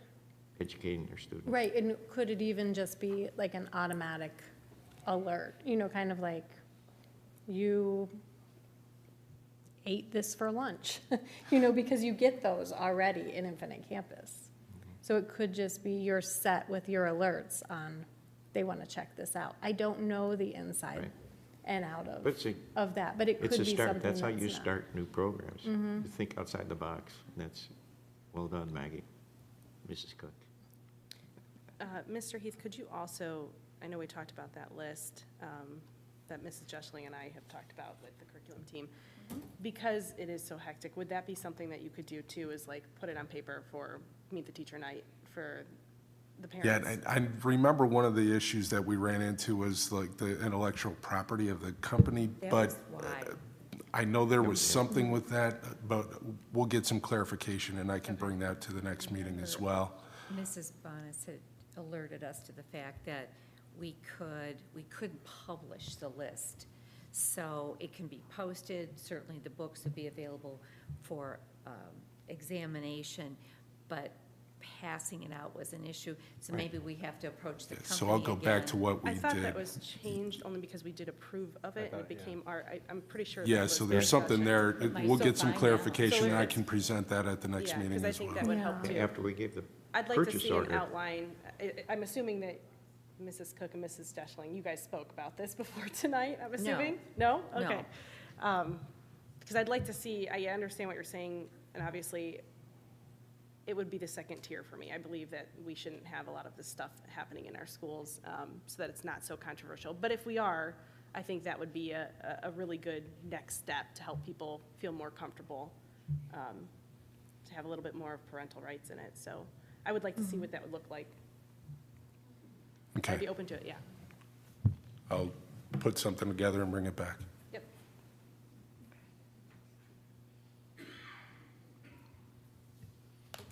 Oh, I don't know, if this is kind of new business too. Mr. Heath, we had talked about doing a community survey. Are we anywhere with that survey? Before, because we had talked about how it would be helpful for us to gauge the community before we go and ask for a levy. Right. It's a couple different things with that. And first thing, we did the enrollment study. So when we get to the next fiscal year ESC money, because we won't be doing the enrollment study next year, we can pay for the community survey. Plus, that'll be a nice lead into the strategic planning process, since we'll be starting that here this year too. So I think that'll be a great starting point for us. So it may have been placed on the back burner, but will be very quickly coming to the front. Thank you. Yes. Do we have a meeting date set, or would we like to set a meeting date to discuss a renewal and a possible PI levy? Is there, I know our timeline is getting short, and I know we've talked a little bit about early June. I don't know if, depending on what we are trying to cover on the May 30th executive session, and do we have something before that or after that we could start that conversation? We can start to compare some calendars and maybe put that out in our board updates this week to try and finalize that. that sounds Because good. I know again, from my perspective, I want to make sure we talk school safety another time to get some more guidance into what we need to do. And I know. That's important because it's a big part of the PI funds, to be able to support the vestibules, to be able to support the door sensors, Yeah. be able to do those upgrades from a facility standpoint based on our work session before. That was we talked in November. We've had the work session on safety. We've done some informal things like that. Now we have the May update. I'm happy to. So could we do tell me where to show up and I'll talk. a meeting about safety pieces and then, 'Cause and it levy ties into the pieces as levy well? pieces. A meeting together, those two things. They do go hand in hand, I believe, so. And the hiring of 2 additional resource officers, how will their skills and time be distributed, kind of the logistics? And are we sure that Chief Gunch has the personnel? Yeah, that'll be another part of that conversation. We wanted to make sure that we secured funding first. And because we didn't get that fully funded through the state, I know Mr. Wade worked his magic to make that happen too. But that's why we're looking at that phase in. So I think a good conversation for us as a board would be, where do those resource officers go? We put together, a little bit of a sketched out plan just based on some of our enrollment numbers too. But we also want to make sure that we're very cognizant of not, posting exactly where our school resource officers are on a daily basis either. Because again, from a security standpoint, that's, it's kind of telling. So we want to make sure we're very smart with the way we roll that out too. So that would be another big part of our conversation in the next work session too. Sounds good. All right. I would just from a timing standpoint, we're looking at the 30th. I think I've heard back from everybody, so that will be the executive session on the 30th. We could add to that special meeting notice to do it that day if you so choose, or a different time that week. I am out the week. I'm taking my son on a trip, so I will be out of town. It's not allowed. We'll see how much fun he has. Yeah, really. We'll update on the 12th. We'll reserve judgment. Then we have the board meeting on the 13th. So if we don't do it at the end of May, but again, just thinking ahead, we always do a meeting at the end of June because we have to close the fiscal year out. It can be part of that's that true. discussion as well. That's true. But I'm happy we can do it on the 5th, which is a Monday. But of June. So there's just some date standpoint I wanted to clarify because then we have the meeting on the 13th too. So, and we'll have another meeting shortly thereafter with 2 weeks for the end of the fiscal year, which again, we can have the discussion there. But we will need 2 votes in public session, in open session. There's one to give me the authority to go to the auditor to get that done, and then we got to come back and vote again. So it is a 2-vote process, and it has to be done prior. I think it's the first week of August. The exact date, I think it was the 8th-ish, but don't quote me on that, because we have to be done 90 days in advance. So I think we should try to meet on the 30th and do part of that. You know, I know we have an executive session scheduled already, and maybe following that, we could start the discussion and talk about safety and levies at that time. And does that give you enough time, or? Yeah, I've already started to work on it. Okay. I mean, the stuff that I have, I mean, we've already started to work on it, so. The only question I have with that is, if we do the safety meeting and the levy meeting, and then we also do the executive session piece, it's hard for the public to know when we're doing what. Mhm. And I think there's a lot of people that might want to listen to both of those conversations. So I don't know, you know, if we do the executive session first, or if we do it after. I just think we need to make sure that the public has access to come in, and they know 100%. when to. 100%. when Yes, we're yes. doing it. No doubt about that. So I think it should be separate, only for that reason. Well, we could just give times, right? Yeah. We could say, 5:30 is executive session, and 6 o'clock is, Because we did something similar when we had that board work session, that part was in public session, part was in executive session. We could specify those exact times. Could you put that on the notice then? Like to Yeah, put- we would, okay. yeah. So Yeah. that would be fine, as long as. Yeah, we could just stick so with it. everybody I knows. know there's Yeah, the only people concern that- I'd have is that kind of the hanging piece that we have, the discussions with the city, we have to figure out where that's going to fit in as well, based on our meeting today, so we don't know. And if that's going to fall on that 30th day too, because of the timeliness that they need to interact with us on potential Right. enhancements to Could various we areas. tentatively set the second date, maybe that week while you're in town? No, the week of the 29th, so Memorial Day week. Could we maybe have a second date tentatively scheduled that might cover the city project as well as, Or were you suggesting the 5th at one point too? I said I Mr. could do it, I'm here on the 5th, and we don't leave we until could do the midday on the 5th. 6th, Fifth is so. fine for I think me. I would So prefer maybe two the different 30th and the Yeah. 5th? Yeah. Rather Because than that might give same- the city a little bit more time Right. too. And if it turned out that the city was ready, we could swap it, For whatever they needed. move one thing to the other. As long as because- we do it in 48 hours in advance, we should be fine. Right. So, and Yeah, The 28th. they for sure. seemed interested in getting that firmed up. So we're setting aside also the evening of June 5th? Yeah. Yeah, so just block out 5:30 to 7:30 in your calendars for the Sounds good. possible board meeting. 5:30 to 7?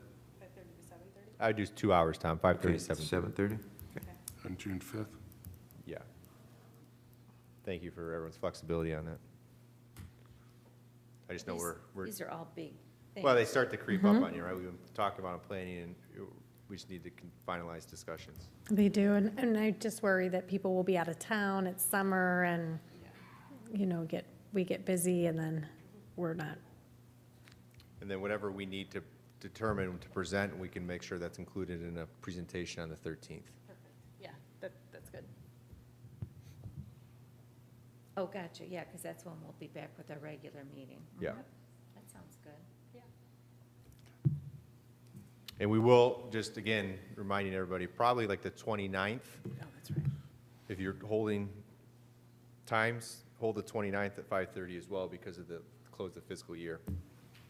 June. Of June? Yes, please. June 29th? Yes.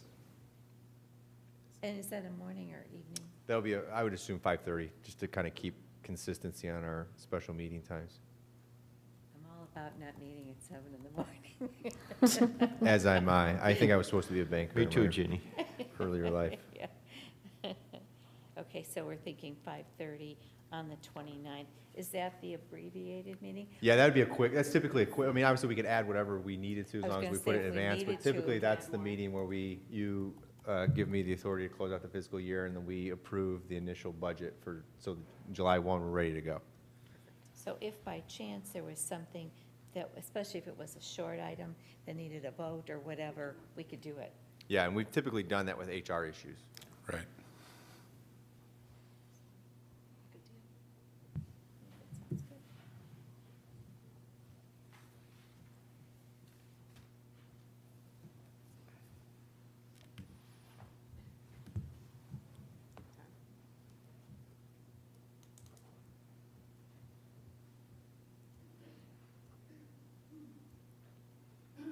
You have all those, Tom? I'll summarize them in my board update, too. Yeah, we'll make sure those are all on the board. I'm not putting them in my phone, I'm writing them down. Good call. So I think we're to the next hearing of the public then. Would you like me to call our first speaker, Mr. President? Yes, please do. Thank you. Susan Sednick? Sednick.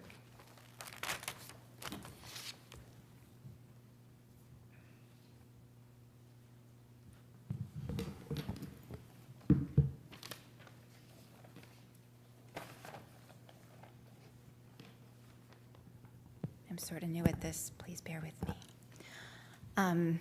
Thank you. And my name is Susan Sednick. I grew up in Menor, and I'm a mom raising my two daughters here. And I just wanted to weigh in about safety, especially as it concerns girls and young women in our schools. For those who believe boys pretending to be girls are not a threat and see no issue with boys sharing bathrooms and locker rooms with girls for fear of hurting their feelings, I want to share a few facts on why we should see this as a threat. Here are some examples. In 2014, Christopher Hambrook, a man who calls himself Jessica, assaulted several girls and women between the ages of 5 and 53 in Montreal and Toronto. After going through the justice system, he was allowed to reside in a women's homeless shelter due to the transgender laws in Canada.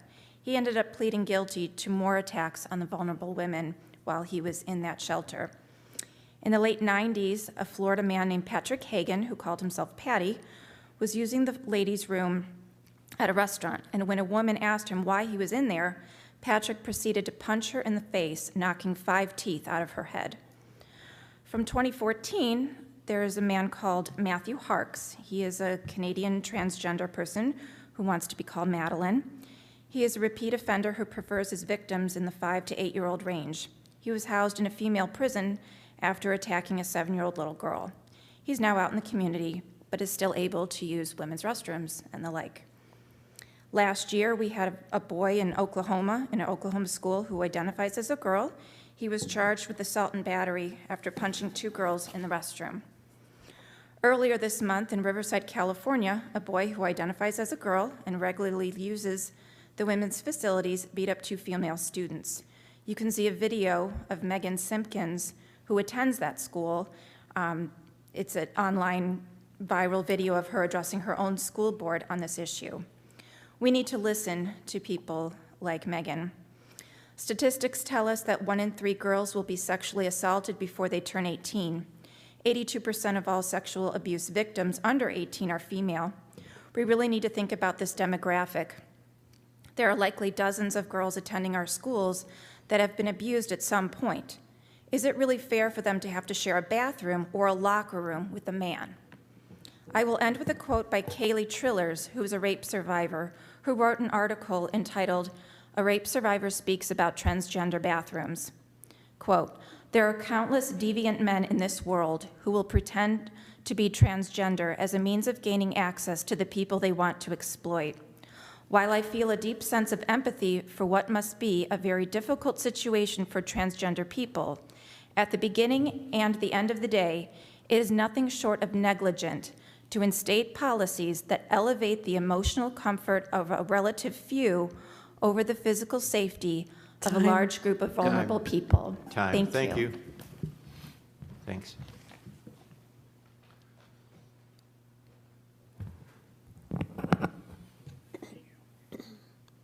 Christy Belahovic.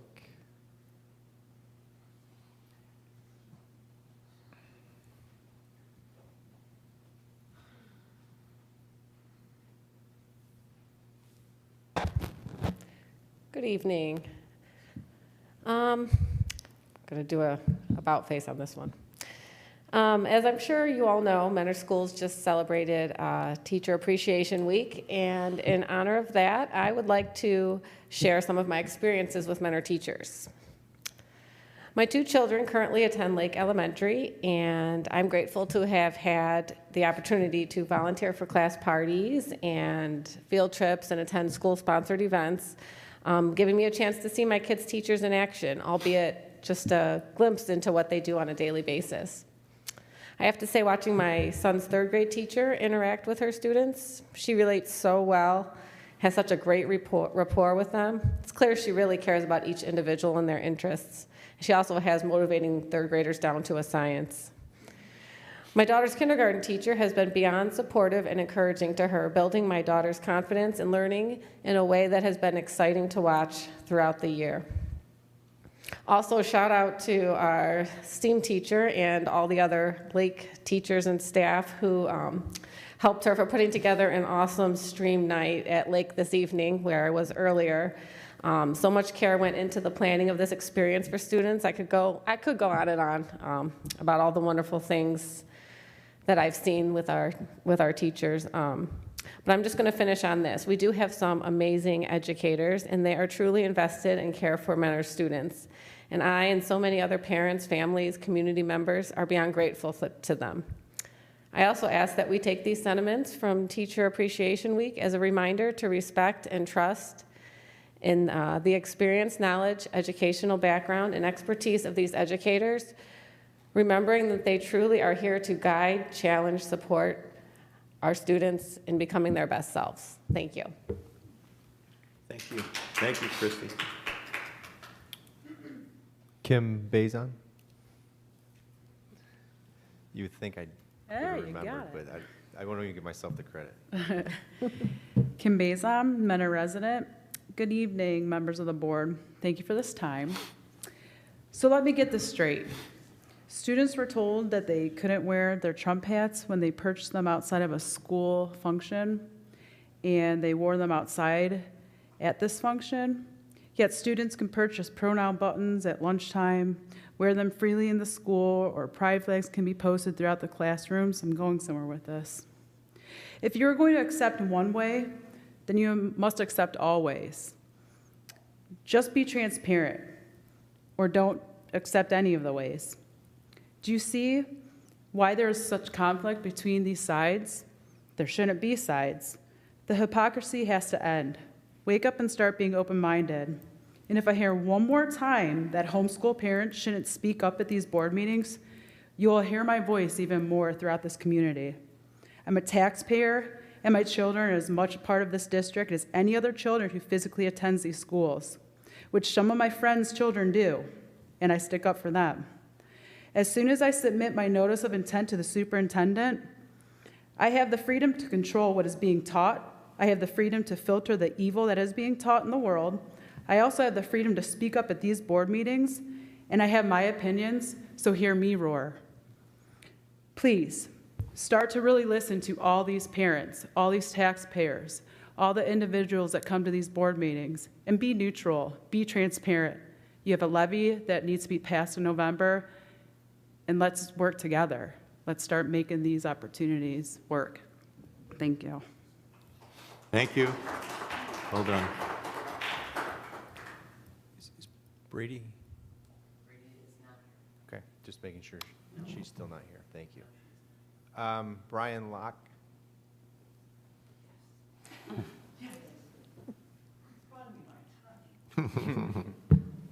Hi, thank you for letting me speak.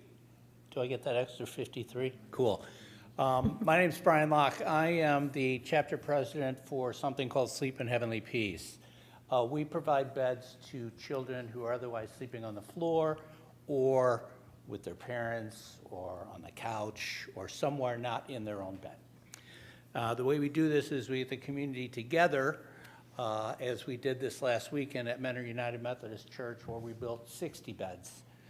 We will build another 40 under the grandstands at the Geauga County Fairgrounds with the 4-H kids this coming Saturday. The reason I'm here is I'm hoping to get buy-in from you, Mr. Heath, that we can, or I can, have what's called Pajamas Across America next fall, which is really just something for the kids to pay a nominal fee, if they can afford it, which is a fundraiser for us. We cover, as I don't know if I said this, Lake and Geauga counties and the near eastern zip codes of Cuyahoga County. Since April of 2019, we've delivered 490 beds, and that would include the beds we make, at these builds, as well as mattresses, sheets, pillows, comforter, a complete bed or bunk if the child needs it. And I can guarantee you that we have delivered beds to children in this district, as we have in a lot of these districts around here. So my goal here is to hopefully get buy-in again and get an individual, either a parent group or a student group, somebody that I can work with so that we can move this forward during the summer and have this happen sometime between October 1st and November 30th. My chapter is one of, I don't know what the number is, 330 chapters across the United States, Canada, and the Caribbean that make beds for kids. And all across the organization, we've delivered well over 125,000 beds. So I want to be able to continue that work. We currently have, just this chapter, have 170 open requests, which we're trying to fulfill as we can, but obviously this is a fundraiser, and I'm having this speech to all the districts, so you're number 6 in my list so far. So that's why I'm here. I got 16 seconds. What else can I say? It's a lot of fun. People don't get hurt, and like I said, we've delivered a lot of beds, so thank you. Thank you. And I have my card if anybody wants it. You what? Say that again? He has his card if anybody wants it. Lindsay Wall. I'll take one after the meeting. Yeah, same.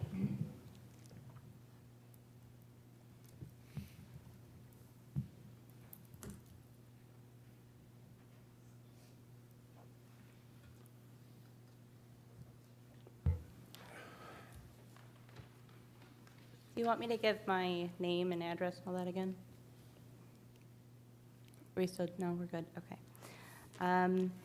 I would like to start off by recognizing Teacher Appreciation Week. It's really wild that this is actually the last school board meeting before school's actually out for the summer. It's really wild how fast time flies. I want to thank the PTA, the principals, and all of the parents who have organized so many different ways to show appreciation to our teachers throughout this week. I know all of the schools have put together some really creative, fun things to show all of the teachers in the building so much appreciation. Even though that summer is quickly approaching, the teachers' work is not over. We have so many teachers that continue working throughout the summer with a lot of the programs that we offer. Something that my own son will be taking advantage of, which is the Cool Cats program, which is amazing, and I know there's several teachers in the district that are going to be a part of that. Teachers have become more than educators. They take care of our kids, and they keep them safe. They're nurses, they're security officers, therapists. They're safe places for our kids. They're also constantly learning and continuing their own education to keep up with the times, technology, and the curriculum adjustments that we all see. They're doing all of this while also being humans themselves, with families and personal lives like you and I. Unfortunately, there has become this fear that our teachers have where they're scared to teach. And I can understand why. I, however, trust our teachers. I trust our district, I trust our superintendent, and I trust the ones that have been put in place to make decisions for all of our students in the district. We are a public school with a lot of different students, and I respect and I trust our school district to take care of all of our students. So thank you to those teachers. Off topic here, I do want to discuss, there's a fundraiser coming up that my brother has put together for a student that graduated from Mentor High School. His name is Tino Panic, and on November 1st, 2020, he was in an accident where a tree fell during a windstorm, and they're having a fundraiser on May 20th. Any teachers that may have known him or of him that would like to Attend this fundraiser at Happy Moose on May 20th at 6 p.m. or contribute a basket for the raffle and Chinese auction.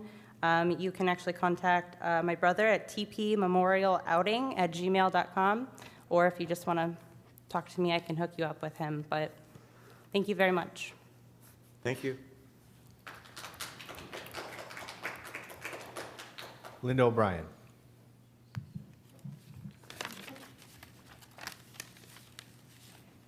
I'm standing here tonight to make you aware of just one of the pornographic books that's on our school book list.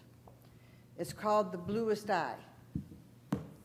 It's rated at 4 or 4.1, stated clearly that it is not for minors, it's adult content only. Yet it's in our schools where our students can read this. I'm going to spare you the explicit, obscene sexual documents that are on here. This is in the review, it's 6.5 pages, single-spaced, of obscene, explicit sexual information. But it starts with something like this.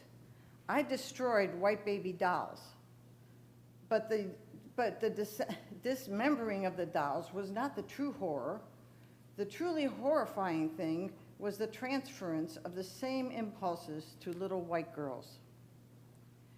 Now, going forward, I'm jumping forward a lot. It goes into the sexual, into the animal abuse. Twirling a cat by its hind legs over its head and throwing it into a window, and then it falls on the radiator silently with only the smell of singeing fur.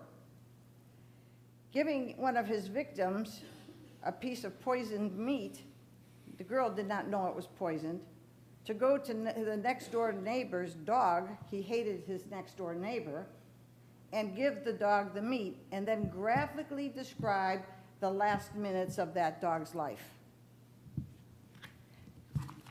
It's often said that animal abuse leads to sexual abuse. There's evidence to that fact. So there's, toward the very end, it talks about, again, the hatred mixed with tenderness. The hatred would not let him pick her up. The tenderness forced him to cover her up. So when the child regained consciousness, she was lying on the kitchen floor under a heavy quilt, trying to understand the pain between her legs. Now that's mild compared to what's in here. I spared you a lot. But the fact is, a 12-year-old girl got sexually abused and pregnant. It's one of many. And I don't know if any of you know about girls who have been sexually abused and what it does to their lives, but I know it, and it's horrendous. This book today should be gone. I forbid it to be in this library or any other library. Adults want to read it, it's your business. Kids, no way in H. Thank you. Thank you.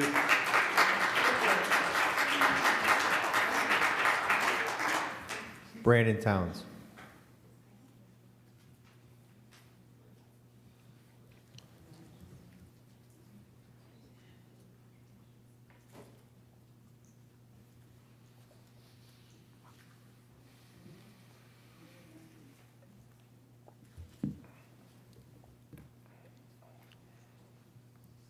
Brandon Towns, good evening again.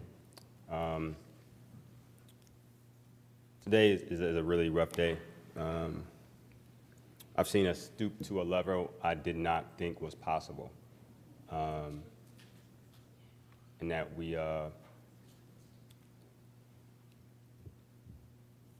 put Trayvon Martin back on trial to justify removing a book that mentioned him, because it was after his death at 17 years old that activists, black activists, started saying Black Lives Matter, because they do. They always have. They always will. Not to some folks. Probably not to some folks here in this room. You're speaking to me, right? But I'm speaking to you, not gonna look Okay. around when I speak. Okay. So yeah, to some, they may not act like it. So I think it was very disappointing, very embarrassing for our district that we would do such a thing.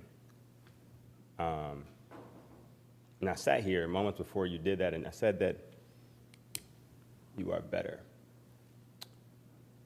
And I ate my words. And I have hope for you and everyone in this room. I believe that we can be better. But today was heavy and very, very disappointing. Because I have 2 little girls who know that Black Lives Matter.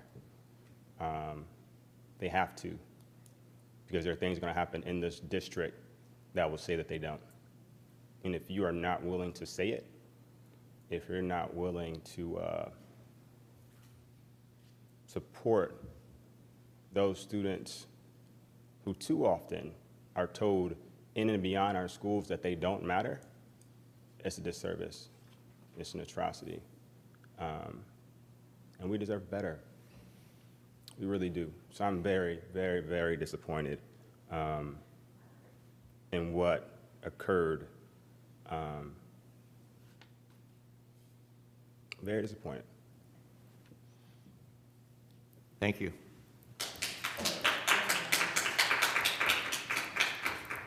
Ann Anderson.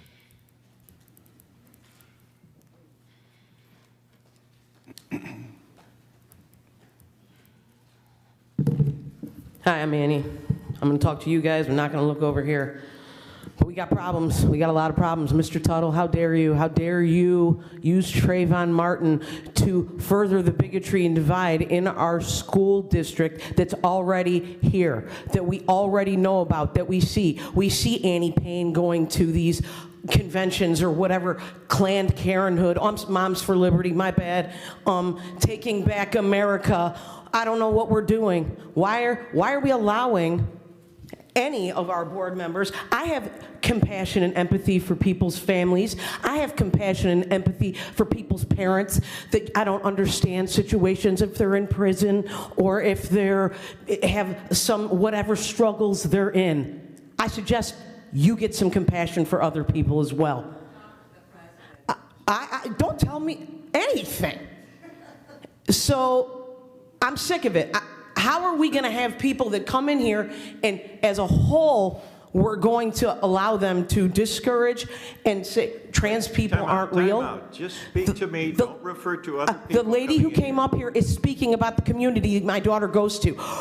There's 2 people that are running for school board that keep fear-mongering about there's boys in the bathroom. Guess what? Guess who they're talking about? My daughter. They're talking about my daughter. Stop.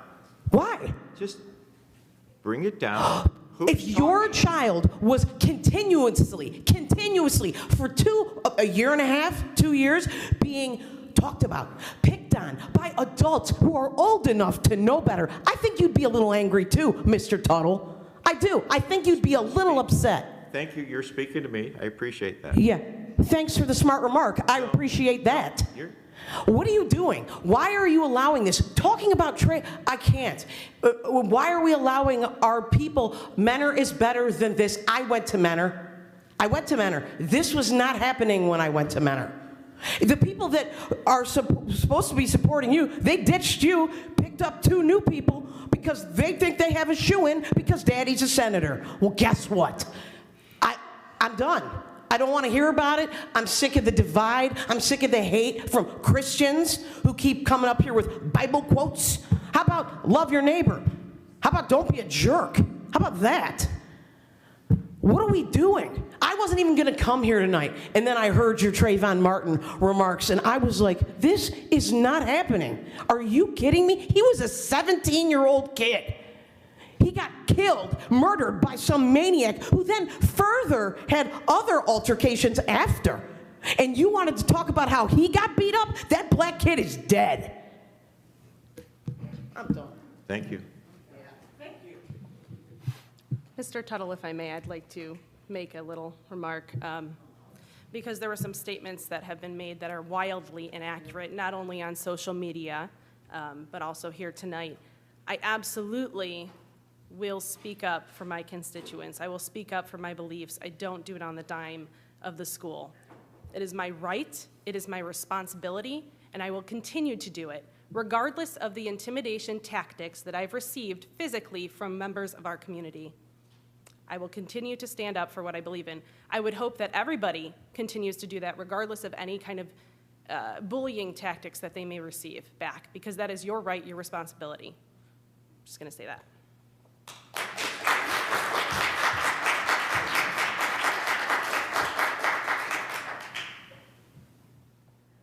Any more speakers, Mr. Wade? Yes. Amanda Laffey.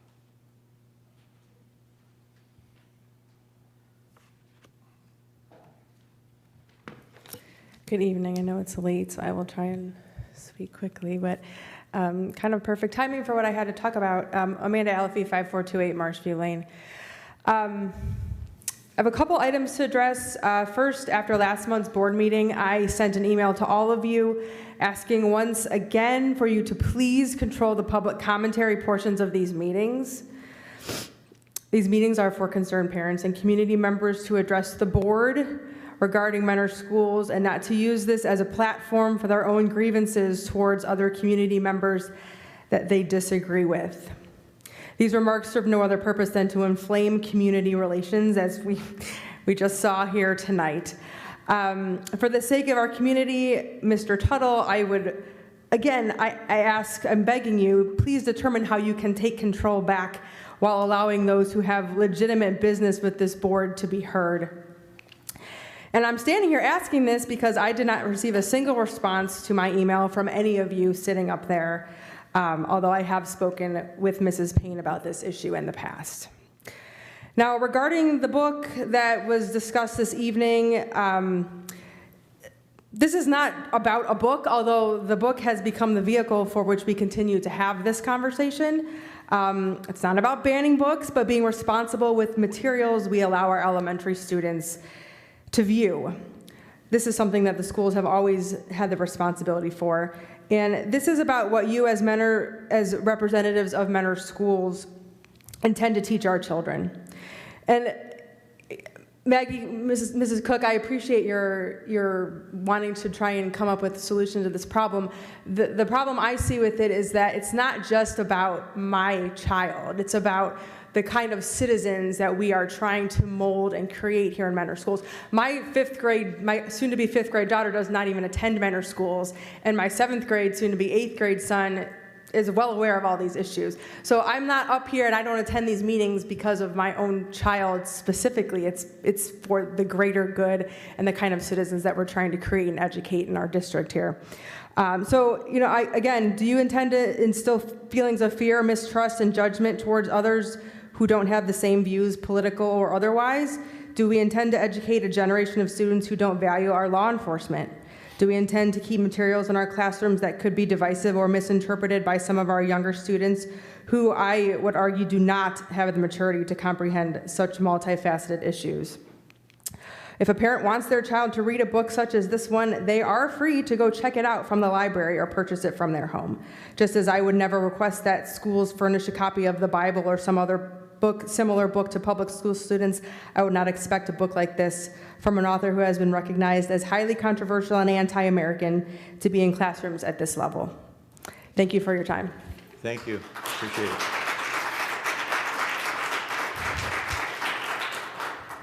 Lynn Mazika.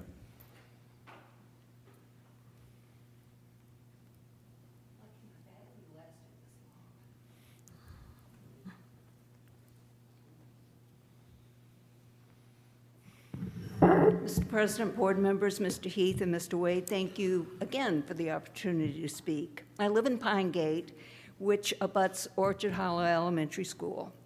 Until recently, anyone picking up their kids would wait for them in the school parking lot. Now, the policy is they line up on Arrowwood Court in Pine Gate, which is a small cul-de-sac street, and wait for their kids there, including blocking driveways and making it the traffic for the kids that walk from school into Pine Gate. They're in all of that traffic also. It's awful. The traffic is also awful. But I just saw a post in our Pine Gate group Facebook page that says a member of our homeowners association spoke with Mr. Hammond, who agreed there was too much traffic for a neighborhood street and it shouldn't be pushed off onto the school's neighborhood. He has reached out to an engineer to plan a way to keep the pickup traffic on school property and hopes to have it done before the start of school year next fall, and that the traffic will 100% be removed from our neighborhood with time. And I want to thank the administration for seeing a problem that was really a problem and addressing it so quickly. And all of Pine Gate is thankful for your help on that one. And lastly, I saw in the latest issue of the Commentator that Mentor schools earned some recognition by the Ohio Auditor. And I felt like this was probably going to be secondhand because I figured you would mention it, Mr. Wade. But our school won the Auditor's Award with distinction for exemplary reporting, which serves as the standard for clean, accountable government representing the highest level of service to Ohioans. They also earned a 4-star stars rating, which is the highest achievement in open and transparent government. To receive this honor, the district must go above and beyond what the law requires by implementing additional best practices and record request and sunshine laws. Excellent work by you and your staff and by all the administration, and I just want to commend you on that. That's wonderful. I'm glad to see you. Thank you. Thank you. That was awesome. Bambi Vargo.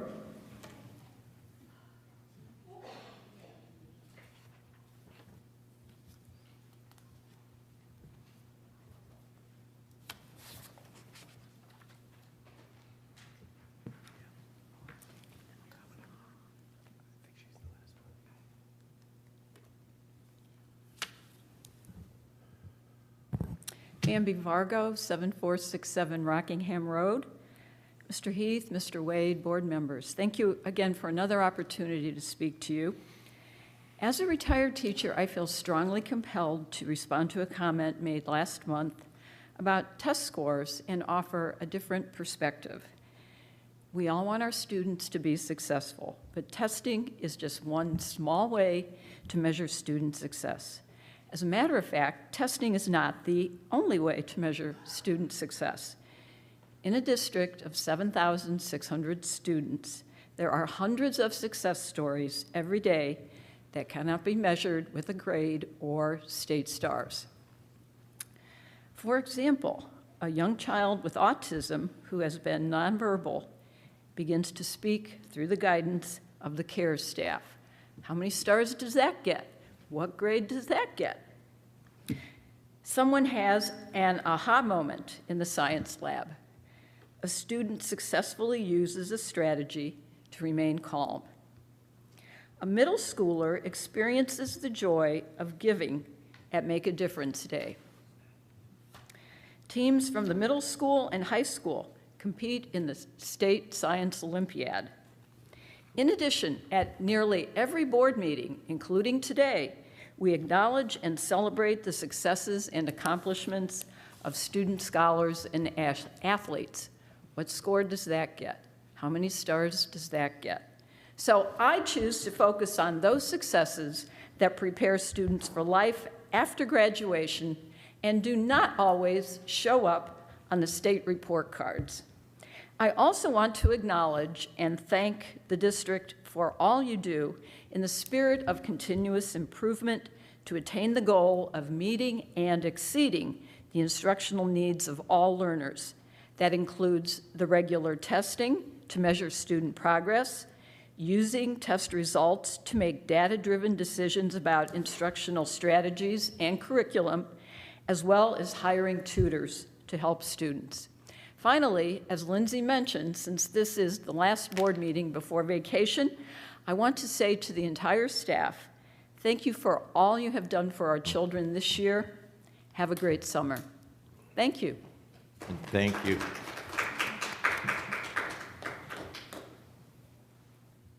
Mr. Jewell's still not here, so Ms. Vargo was our last speaker.